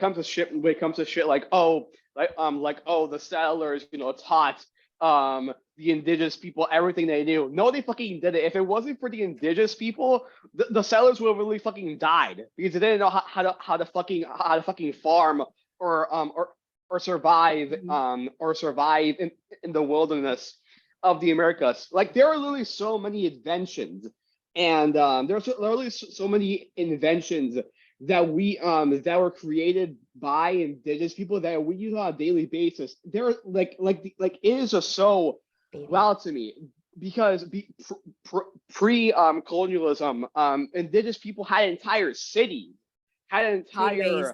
entire tradeways, forms of government, complex structures, complex agricultural, complex agricultural designs. Hell, I'm pretty sure they also had sewage They did. systems They as did, well. and yeah, Go ahead, and go As- ahead, I have, Ramses. my favorite thing though is like, okay, so like you can just disregard all of that, but you need to think as for teaching you how to bathe, okay? Oh no, yeah, 100%. Because correct me if I'm wrong, but wasn't it the indigenous people of the Americas who literally created soap? Like Yeah, I'm pretty sure it was them, right? Like Yeah. like literally. I find it funny how people Mhm. say how people describe indigenous people as these filthy quote unquote savages, when in fact indigenous people of the Americas before colonization, their hygienic practices were so advanced that there weren't that many diseases in the there were no Americas. diseases. Yep. There's literally nothing that was brought to this country by a colonizer that has benefited us. Nothing. Name one Mhm. thing. Nothing. Even the hypodermic needle and the way that we give medicine today, that's an indigenous thing. I mean, I can go on Yep. and on with the things that are indigenous. And Literally. there's a book called Indian Givers, and it lines it all out, and you would be amazed. Like, and as far as the people that came here and the Thanksgiving theme and all that I call it the damn morning. But the It's Wampanoag, bullshit. they welcomed them, they helped them live through the winter, and then they killed Mhm. 350 of them in their sleep. That was the thing. So that was, and then it was not, they called it a day of Thanksgiving because they were done with those savages, right? And Yep. and then over time it became, oh, they shared this meal together. That's not what happened. They literally helped them survive through that winter, and then they killed 350 men, women, and children while they slept. Fucking And I know that disgusting. it's like, well, that was a long time ago. Like we're not, whenever I say, I'm not saying it for you to feel guilty. I'm saying it for you to see like the reality, and to see that all of these systems of oppression that have just been, that you're benefiting from. So why not Yep. just the human talk about equality? Like, oh, You know, that's not even, when we talk about, sometimes we say, well, that was in the past. But when we look at current situation, you know, and especially like when we see like wars going on, like in Vietnam, do you know how many children they killed? You know, and Hundreds of thousands. and Pakistan also, and other Western, you know, Western, where was that? Asian, Western, oh God, I get it. Wait, what we're trying to say, comrade? What Comrade was Shay, that what are you trying last to say? war that they had? Um, Afghanistan, right? Yeah, Afghanistan. Well, I think so, maybe. Well, I am quite sure, you know, when people explore, the only way we can actually find out the truth of what happened in Afghanistan is to go to Afghanistan and talk to the people. They Mhm. will tell you exactly what happened and how it happened. You know, how the United Mhm. States went to their country and killed children, just like they killed in Vietnam. They killed children. So just like they killed Native Americans, and when they say in the past is still in the present. yeah. Yep, it's still happening to this day. It never ended. Yep. They say, get over it. It's like, it's still happening. It's Yeah, still 'cause happening. if we take into consideration in what's my going day. on in the Philippines, if we take And in into the Philippines. consideration the United States wanting to go to war with China, what do you think they're gonna do? It's another repetitive thing of dominance, right? They dominated the Philippines. Now they have a strategic hold, and now they're doing practices and preparing for something in China. And I'd hate to even think about the concept of the United States going to war with China. It would never How happen. many lives are we gonna lose there? It would It never will happen. never happen. It would You never wanna know why? happen. That You wanna war know would why? never happen. You want to know why? Because China is the U.S.'s main trader when it comes to everything. You know, there's way too much money. Everything that we have pretty much comes from cheap Chinese labor. Everything that we have, if you look under it, it will most likely say 9 times out of 10 comes from China. China is literally the US's primary trader when it comes to commodities. So there's way too much money there for the US to go to war with China, if that makes sense. United States cannot afford, man, to go to war with China. You Yep. know, and the squires is kept don't even know how to get out of the war that they're in now. You know, with Ukraine. You In know, Russia. they lost a lot of money, man. You know how many Yep. millions and millions have been sent to Ukraine? You know, Oh. I mean, those millions, you could take all those millions, put it all together and distribute $1 million to each person in the United States that is poor. And it's still there, and there will still be enough left. Just 1% of that money that went to Ukraine to the fucking Azov battalion could have been put into social welfare in this fucking country. It could have been put into actually bettering the lives of millions of people, but nope. It went straight to a war that ended in bloodshed, and that's continued to happen, and that continues to happen. It's just fucking disgusting, you know. None of this shit is in the past, you know. This isn't something that happened 50 years or 100 years ago, and it's just, just forget about it. No, it's still happening. Non-white people are still being exploited. Wars are still being waged in countries in the global south to maximize profit and siphon their resources and surplus value. This isn't something that has ended. This is something that continues to happen. So whenever I see shitheads on Twitter and conservatives and whatever and neoliberals fucking saying, "Oh, it's just a thing in the past," and trying to belittle African people and indigenous people from talking about their experiences, it disgusts me. You know, it's fucking abhorrent. You know, when you look at when you figure out how many people in the world are suffering from starvation, don't even have a place to live, that in itself is war. Yep. That in itself is war. There's war going on right here in this country. You know how many people going to right here in New York, right where I live at, right here in New York. There's people going into garbage. When I was working, when I was a social worker, and I was working in New York, you know, I used to get paid every 2 weeks. I used to get good money. And I come home and I go to a place in the city they call the Village. You know, East New York.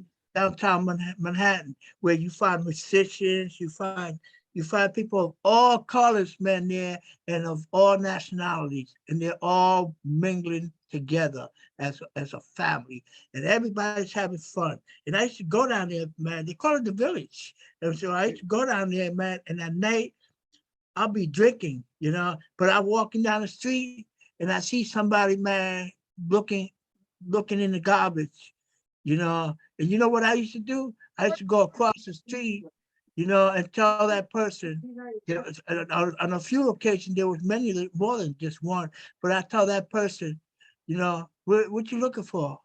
And he said, I'm looking for food. I said, "Why, you hungry?" He said, "Yeah." I said, "Well, here." Boom, and I give him $10. Nice. You know. That's awesome, Comrade Joe. Then I used to say, man, you know, now you go somewhere, man, and buy yourself some food, man. You know? Oh yeah. Comrade Chair, you talking about Greenwich Village? Yeah. Yeah, wasn't that like hippie capital of New York back in the days? That's what I call the Village. Yeah. Yeah, so it was just like when I grew up in East Los Angeles, or just in Los Angeles in general. You have a multitude of different different cultures, like a melting pot. It's beautiful. A weekend is beautiful, the Village, man, because this you don't see racism. Everybody's walking and hugging and talking and bullshit. You go to the park. I used to go to the park, Washington Square Park over there, and sit down, man, you know, and talk to people. That's where I met my second wife. Oh yeah. That's where I met my second wife in Washington Square Park. I sat down and started talking to her, and before you know it, we was together. You know, but there Oh, was that's good people. beautiful. There was some good people, man. You know, I mean, you talk to people, man, they don't turn their backs on you, you know. And then you had students, a whole lot of students, they'd be in that park. Then you had a lot of people who just smoke reefer, man. I used to go in there in the park, sit down and smoke my joint. Yeah. But the diversity of peoples, and that, I think that's Exactly. And then they that's got musicians, artists, everybody down there, man. right, right. You know, as a matter of fact, you know whose house I went to? You won't believe it. Al Pacino. Oh, nice, nice. I went to his house. I sat down with him, with Al Pacino. I smoked a few joints with him. Who's Al And Pacino? you don't know who Al Pacino is? Al No, Pacino is it's that made the picture of Scarface. what's Scarface? Oh, so anyway, Al Pacino is an Italian actor Yeah, he's an Italian that actor. started probably in the 60s, and he still makes movies up into to today. He was in. He was also part of. He played part in the Godfather. The Godfather, correct. Oh, I haven't seen The Godfather, actually. I've never seen it. I should watch it. Also, I want to ask, sisters, and are you okay? Just wanted to ask. Yeah, I was giggling. You didn't know who Al Pacino was. He's one of my favorite actors. Mine too. I went to his There you house. go. That made me feel a little old there. Yeah. I went to his house and sat down with him, me and a few other Attica brothers. And you know how much he gave us? He How gave us much? $35,000. Damn. Wow. Is You he still know, alive? Yeah, Yes. he's still living. Yeah, he's still living. He's He still looks making- old though. Matter of So fact, do I mean, so do I, man. I don't look. I don't look my age. According to some people, they say I don't look my age. But hey, I'm old too, man. Well, I mean, how old are you? I'm 76. You're 76. You honestly say you look like you're in your 40s, honestly. I'm 76, man. Damn. Whenever I talk to people, they say that I have an old soul. That's what they tell me. They say that I have an old soul, and they say that I look older than I look. I think that's something like when it comes to my generation. Like, for instance, when it comes to boomers, in age, a person who's a boomer and who's 60 looks like they're 60, and a person who's a boomer and looks like they're 20 looks like they're 20. But then you have Gen X and millennials, who can vary between looking old while being young, and being young while looking old. And then you have my generation, where we look older than we actually are, because we're fucking tired of the bullshit of our generation. Well, I want to thank everybody in this room, man. When I said that's where I met my second wife, in the park, I want to thank everybody for not saying, well, how many wives you got? So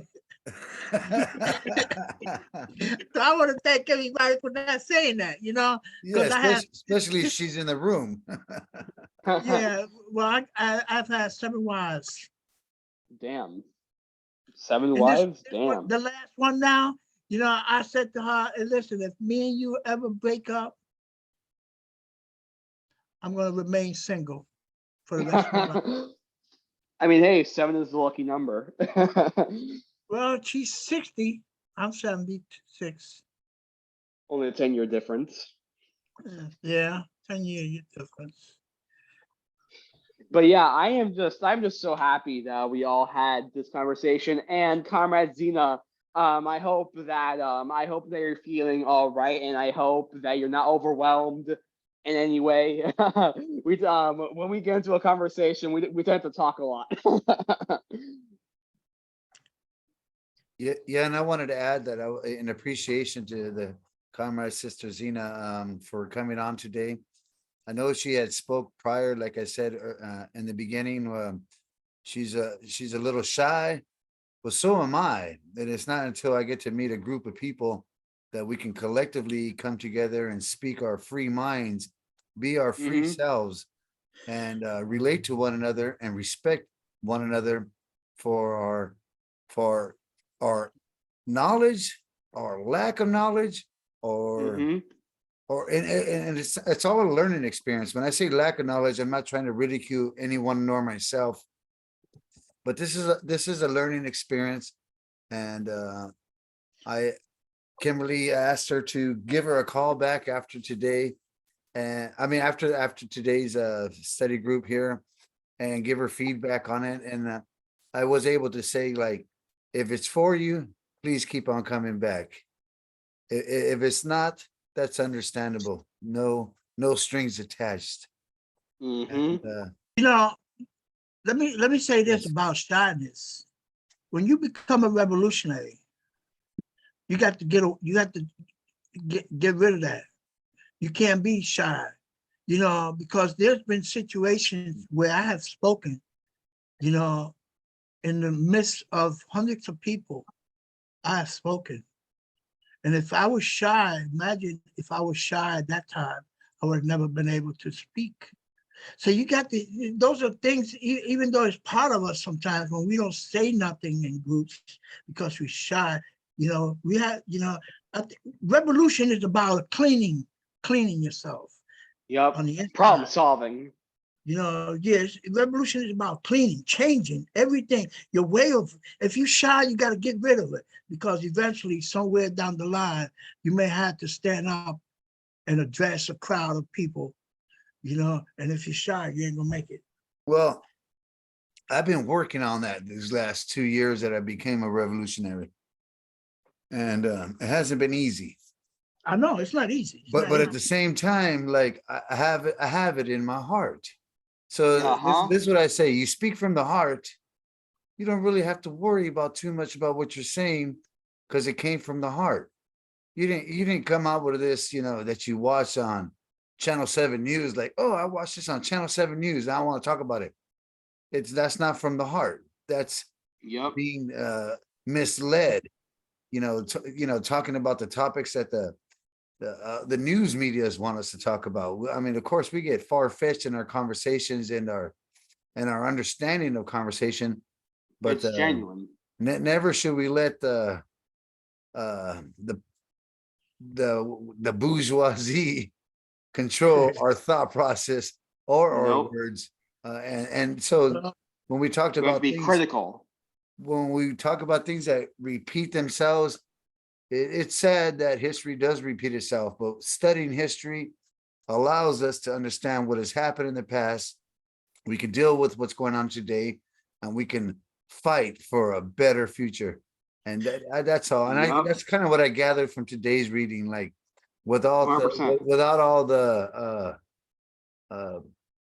the mustard and mayonnaise to the sandwich, let's just get down to the nitty gritty. 100%. We're still in 100%. the struggles.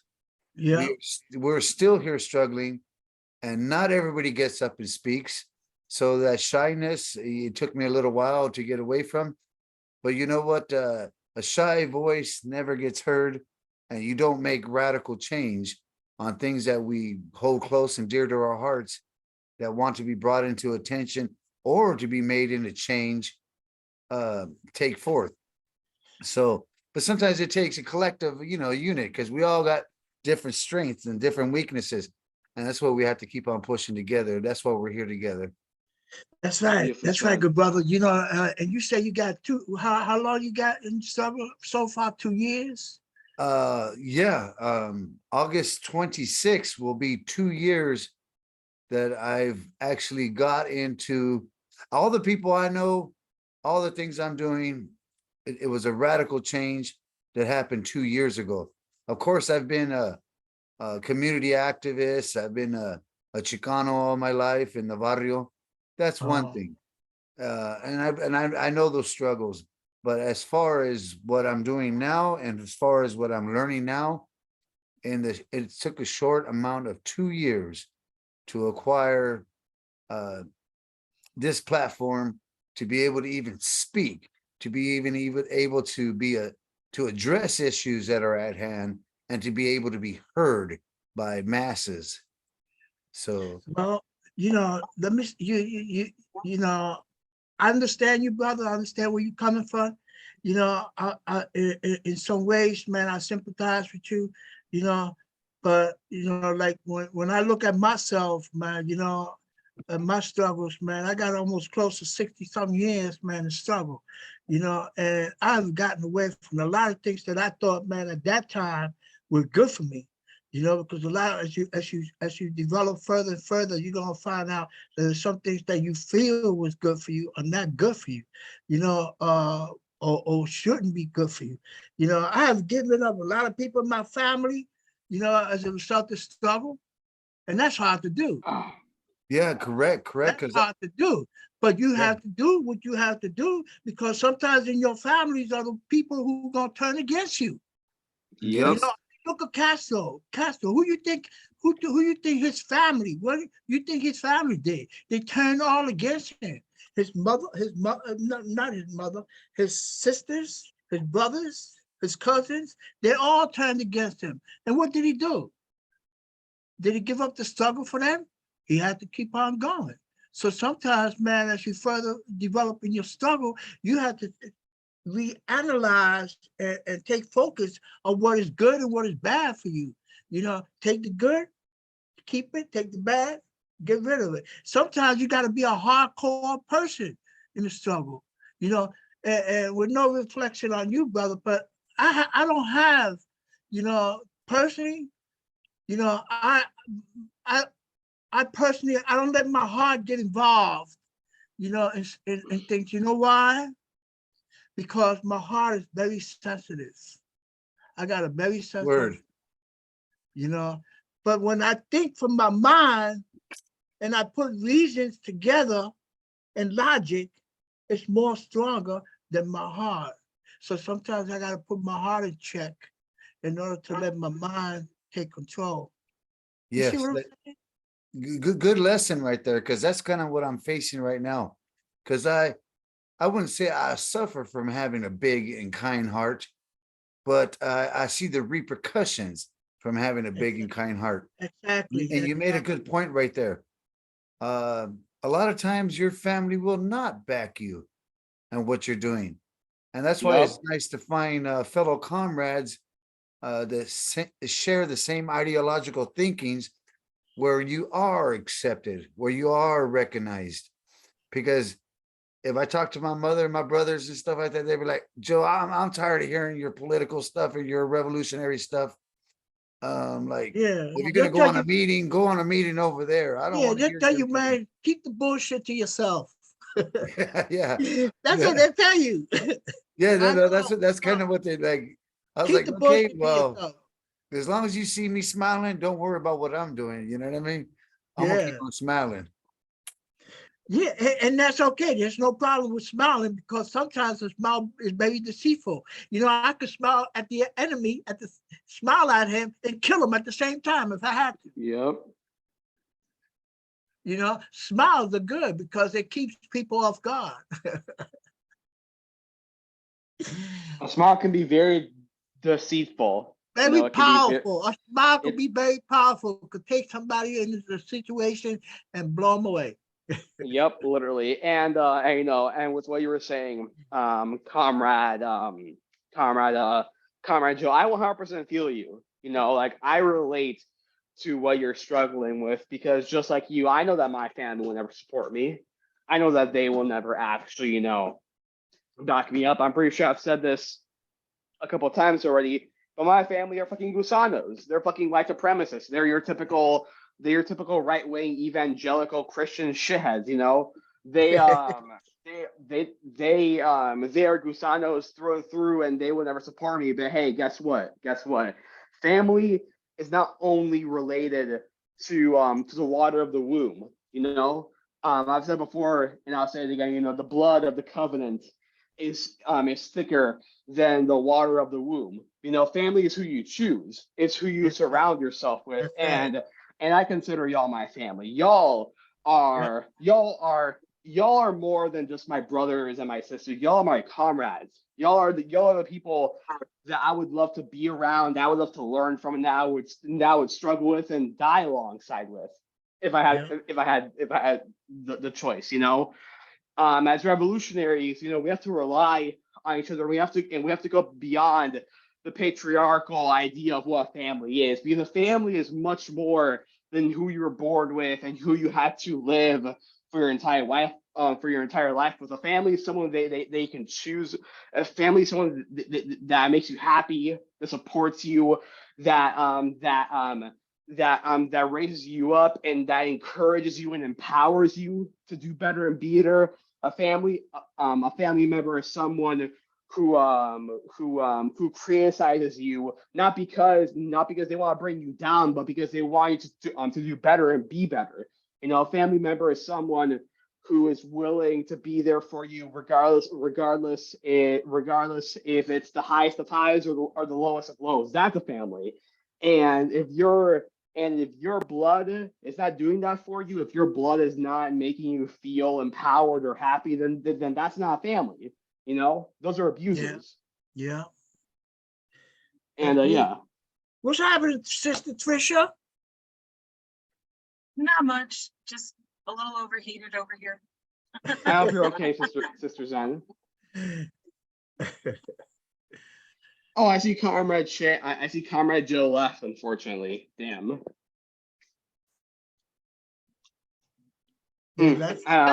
I mean, we have been on for about 2 hours, so we should probably wrap it up soon here. Yeah. Yep. Like it when we get talking, we get talking. Yeah, that's how it is, man. You know. Yep. That's how it is. But anyways, I will see y'all later. Zena, if it is okay. Oh, there they go. They're back. But listen, you need to check out that what's the name of the movie? My Attica. movie? Yeah, Attica. the Attica by who? I don't know. Wait, I just want to say, Comrade Zena. First off, you were amazing, and I'm glad they could join us. And I just want to say, if you want to friend me, my Facebook is Gabriela Cortez. If you want to send me a friend invite, and if you ever want to message me or talk at all, my DMs are always open, and we can always chat whenever you want. But you were saying, Comrade, do you have an Instagram or Threads? I don't have Threads, but I do have Instagram. Damn, I'm sorry to hear that. Here, I'll send you my Instagram. Yeah, and my apologies. The little tablet or notebook or whatever ran out of battery, so the sister helped me put it back on. I didn't mean to cut you off when you were talking. Everything is cool, man. You know, No that's problem. okay. You Yeah, know, everything's gravy, baby. Yep. That's what I'm talking about. Yeah, and this is what I tell people: there can't be a movement of nobody's moving. That's right, man. You got, you know, everything is not always just what it appears, man. You know, sometimes you gotta smile, you gotta laugh, you know. And every time I come to these groups, man, I get that spirit, man. You know. Oh yeah. Very beneficial. Very Because beneficial. I'm gonna tell you, I I live with people, man. You know that are not apolitical. They're apolitical. You know, my wife is apolitical. My son-in-law who lives here is apolitical. My niece who lives upstairs is apolitical. You know, so I'm amongst apolitical, and that's a part. You know, lucky that they're close to me, because if not, I would say they're my enemies. Right. You know, you have potential, man. If I was to talk about, man, you know, some things that I'm not going to talk about because I forgot, man. We open to the world. But if I was to say, man, you know, power to the people and let's move on and do what we need to do, you know, probably they would look at it, man, and say, well, what you going out there? You gonna kill a cop? Oh God, that's terrible. Ooh, you know, all that kind of shit, man. I don't want to hear that, man, you know. Mm-hmm. You know, I feel you. Yeah, you know, you got that right. So sometimes I wish I was in the village, man, because I know I get in the village, man. I start talking to people, man, and you know, and I got that, you know, I mean, I got that sensitivity, man, where I could pick up people's vibes and stuff, man, and know whether or not they're worth talking to. Oh, yeah. You know, But you know,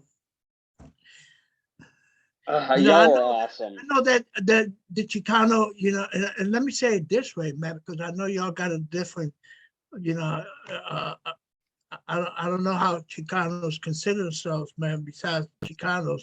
But I know, you know, Chicanos, man, you know, have a long history, man. You know, a long history of struggles, man, you know.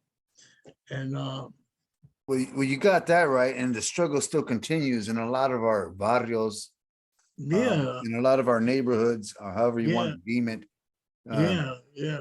The struggle continues, and that's why we have to have strong brothers and sisters out there talking for the masses, talking for the peoples, whether we're protecting street vendors, whether we, and I'm gonna I'm working on making a stronghold on the kids in cages that are continue happening. Yeah. There's so many other things to be, you know, taken to address police violence and all that stuff. We're still dealing with this in all our neighborhoods. And this is what I tell people, whatever ethnic race you are, if you live in the community and what happens in the community affects the whole community, well, then how are we going to make change unless we stick together? Listen, how you see the president of Mexico? How you see him? Well, I don't go to Mexico, so I never seen him. Oh, okay. Well, you know what? No, you know, to be honest with you, you know, you always like, but there's always good and bad and everything, right? Yeah. But I think it's just more false pretenses, just like the president here. They talk a good game, but when it comes to making change for the peoples, they lack they ended up lacking in their words. So now it's just kind of like a puppet that's put out there, and usually it has nothing to do with the president. It has to do with the high social elite that control things. And if it's in their benefit, well, then it's going to get pushed. But if it's in the benefit of the peoples, well, then it gets ignored.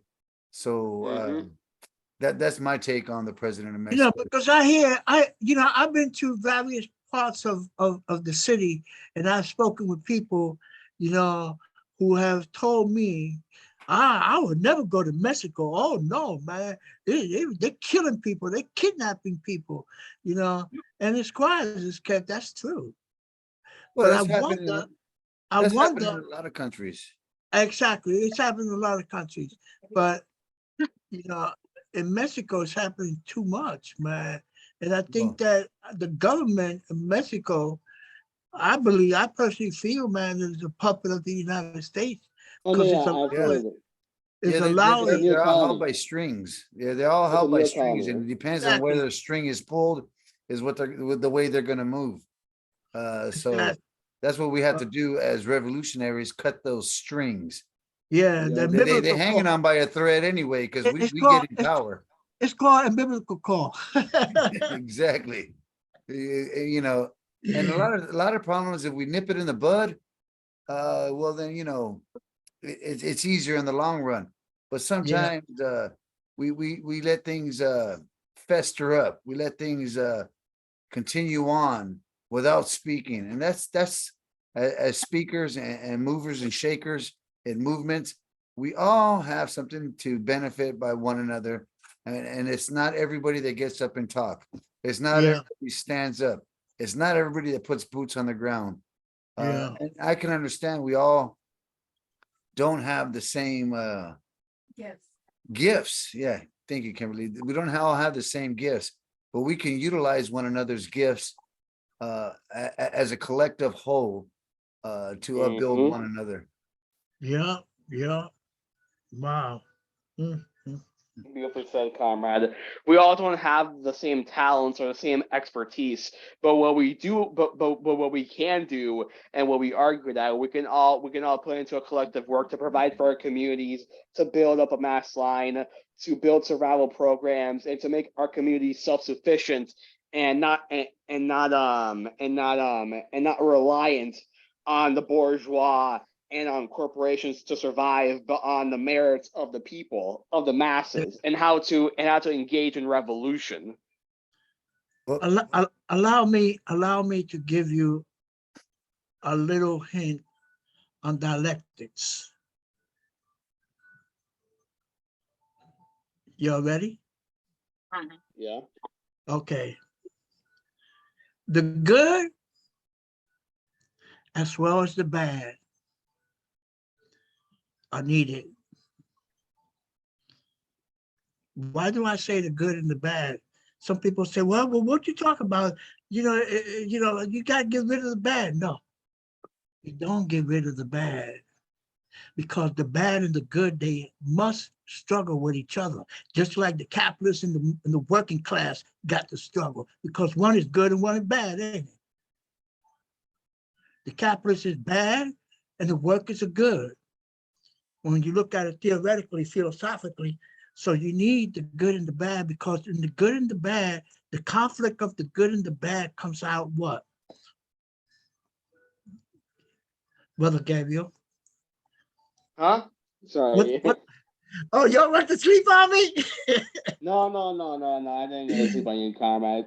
Carmine, I didn't go to sleep. I didn't go to sleep on you. Well, to add to what you were saying, when it comes to dialectics, you know, when it comes to dialectical materialism and class struggle, it's not about what's good and what's bad, or what's evil and what isn't. It's just about what is objectively true. You know, what is truth and what isn't. What is actually materialistically there and what isn't. It's about analyzing our materialistic conditions and how they relate to the internal contradictions inherent within capitalism, and how they affect our materialistic conditions, our class struggle, and how we can apply the principles of Marxism, of Leninism, of Maoism, and of Pantherism to move class struggle forward towards communism. Because dialectics isn't about who's more correct, or who's morally or who morally has the high ground. It's about analyzing what is objectively true, is the universal truth of existence itself, you know? Yeah, but you got to look at, well, you know, I mean, here me and you talking, so I could, you know, when you look at truth as an example, I'm always philosophical on things. So, you know, just listen what I gotta say, and then put to it. You know, when you look at truth is relative. It's not objective, because just keep in mind, as an example,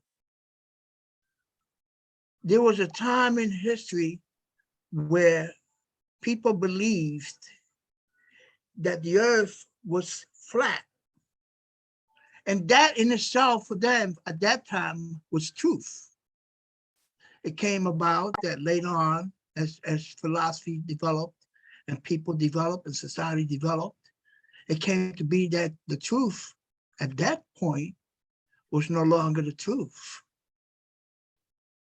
So when you speak of truth dialectically, you got to look at the balance in there. Because to me, dialectics is the science of motion. Mm-hmm. Everything in life is in constant flux. It's constantly changing. Yep. Nothing is ever the same. Changing. So what's truth one moment is a lie in another. No, when I say truth, I'm not saying that I hear what you're saying. Yeah, I understood what you're saying. But you know, we talking philosophically here now, and so you know, when we talk about truth or even objective, there's no such thing really as objective, because that means reaching a point. But what's beyond that point? You know what I'm saying? So if there's something beyond that point, then that's not objective. Yeah, I like the way you put that, Comrade Chen. Not to cut you off, but before I forget what I want to say, you know, we got to take the good, bad, and the ugly. The good, the bad, and the ugly. Exactly. Yep. The good, the bad, and the ugly. We gotta put it all together, man. We gotta be. That's what makes everything move. Yeah, and there's strength in numbers, right? So exactly. let's just, like, there's only 5 people on participants on this this reading today.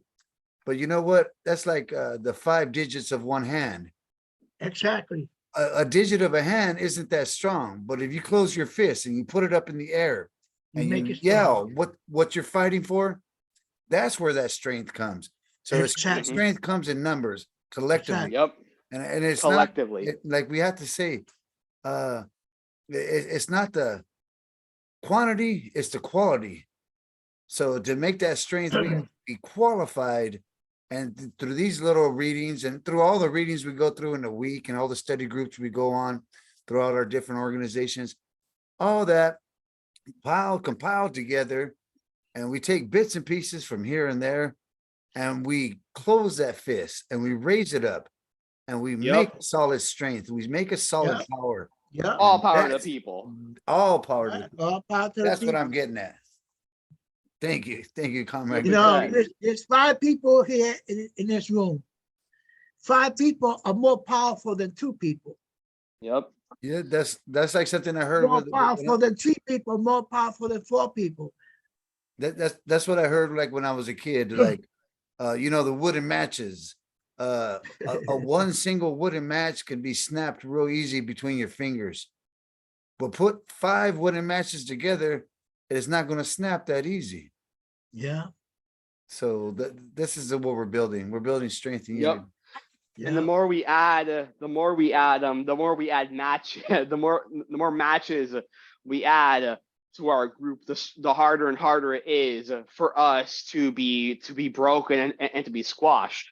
You know, Exactly. that's the whole point. That's the whole point of building up class consciousness and building up solidarity by going into our communities, and providing to them and showing them that there is something better. And once they see that this shit actually works, once they see that these revolutionary activities and that praxis does actually work, they will begin adopting the ideological and political line of the party, and they will start engaging in organizing class agitation. They will begin to engage in class struggle. It's all about observation, participation, and education. You know, Right. that's all right. it is. Also, know, I just want to say, yes. before we go on, we can continue this conversation, but I think it's best that we end it because it's going a bit too long. I was literally just saying that in the Zoom chat. Oh. Yeah, the recording's at almost 2.5 hours now. I can leave the room open Wow. for the conversation to continue. Yeah. But I do. Let's leave the room for And somebody then if else. you guys can see the chat where that Ojibwe word for blueberry pie is 66 letters God damn. I saw that. for one word, for one phrase. That's how we'll end. Mm. Well, we're gonna close out then, huh? Uh-huh. Okay. Well, Thank you, this everyone. conversation. I'm sorry. I was just saying thank you everyone for joining us. All power. All power to the Wow. people. All power All power to the people. the people.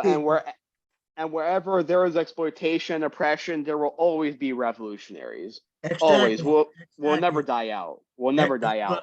All power to the That's people. right. All power to the people. Love I'm y'all. gonna head out. Love right. y'all. Mwah. One love. See ya. Land back, language back, free the people, and all Turtle power to the Island. people. All Mhm. power, comrade. All power. And we love you too, Comrade Zena. We love you too. One love. All right. All Goodbye, love. everyone.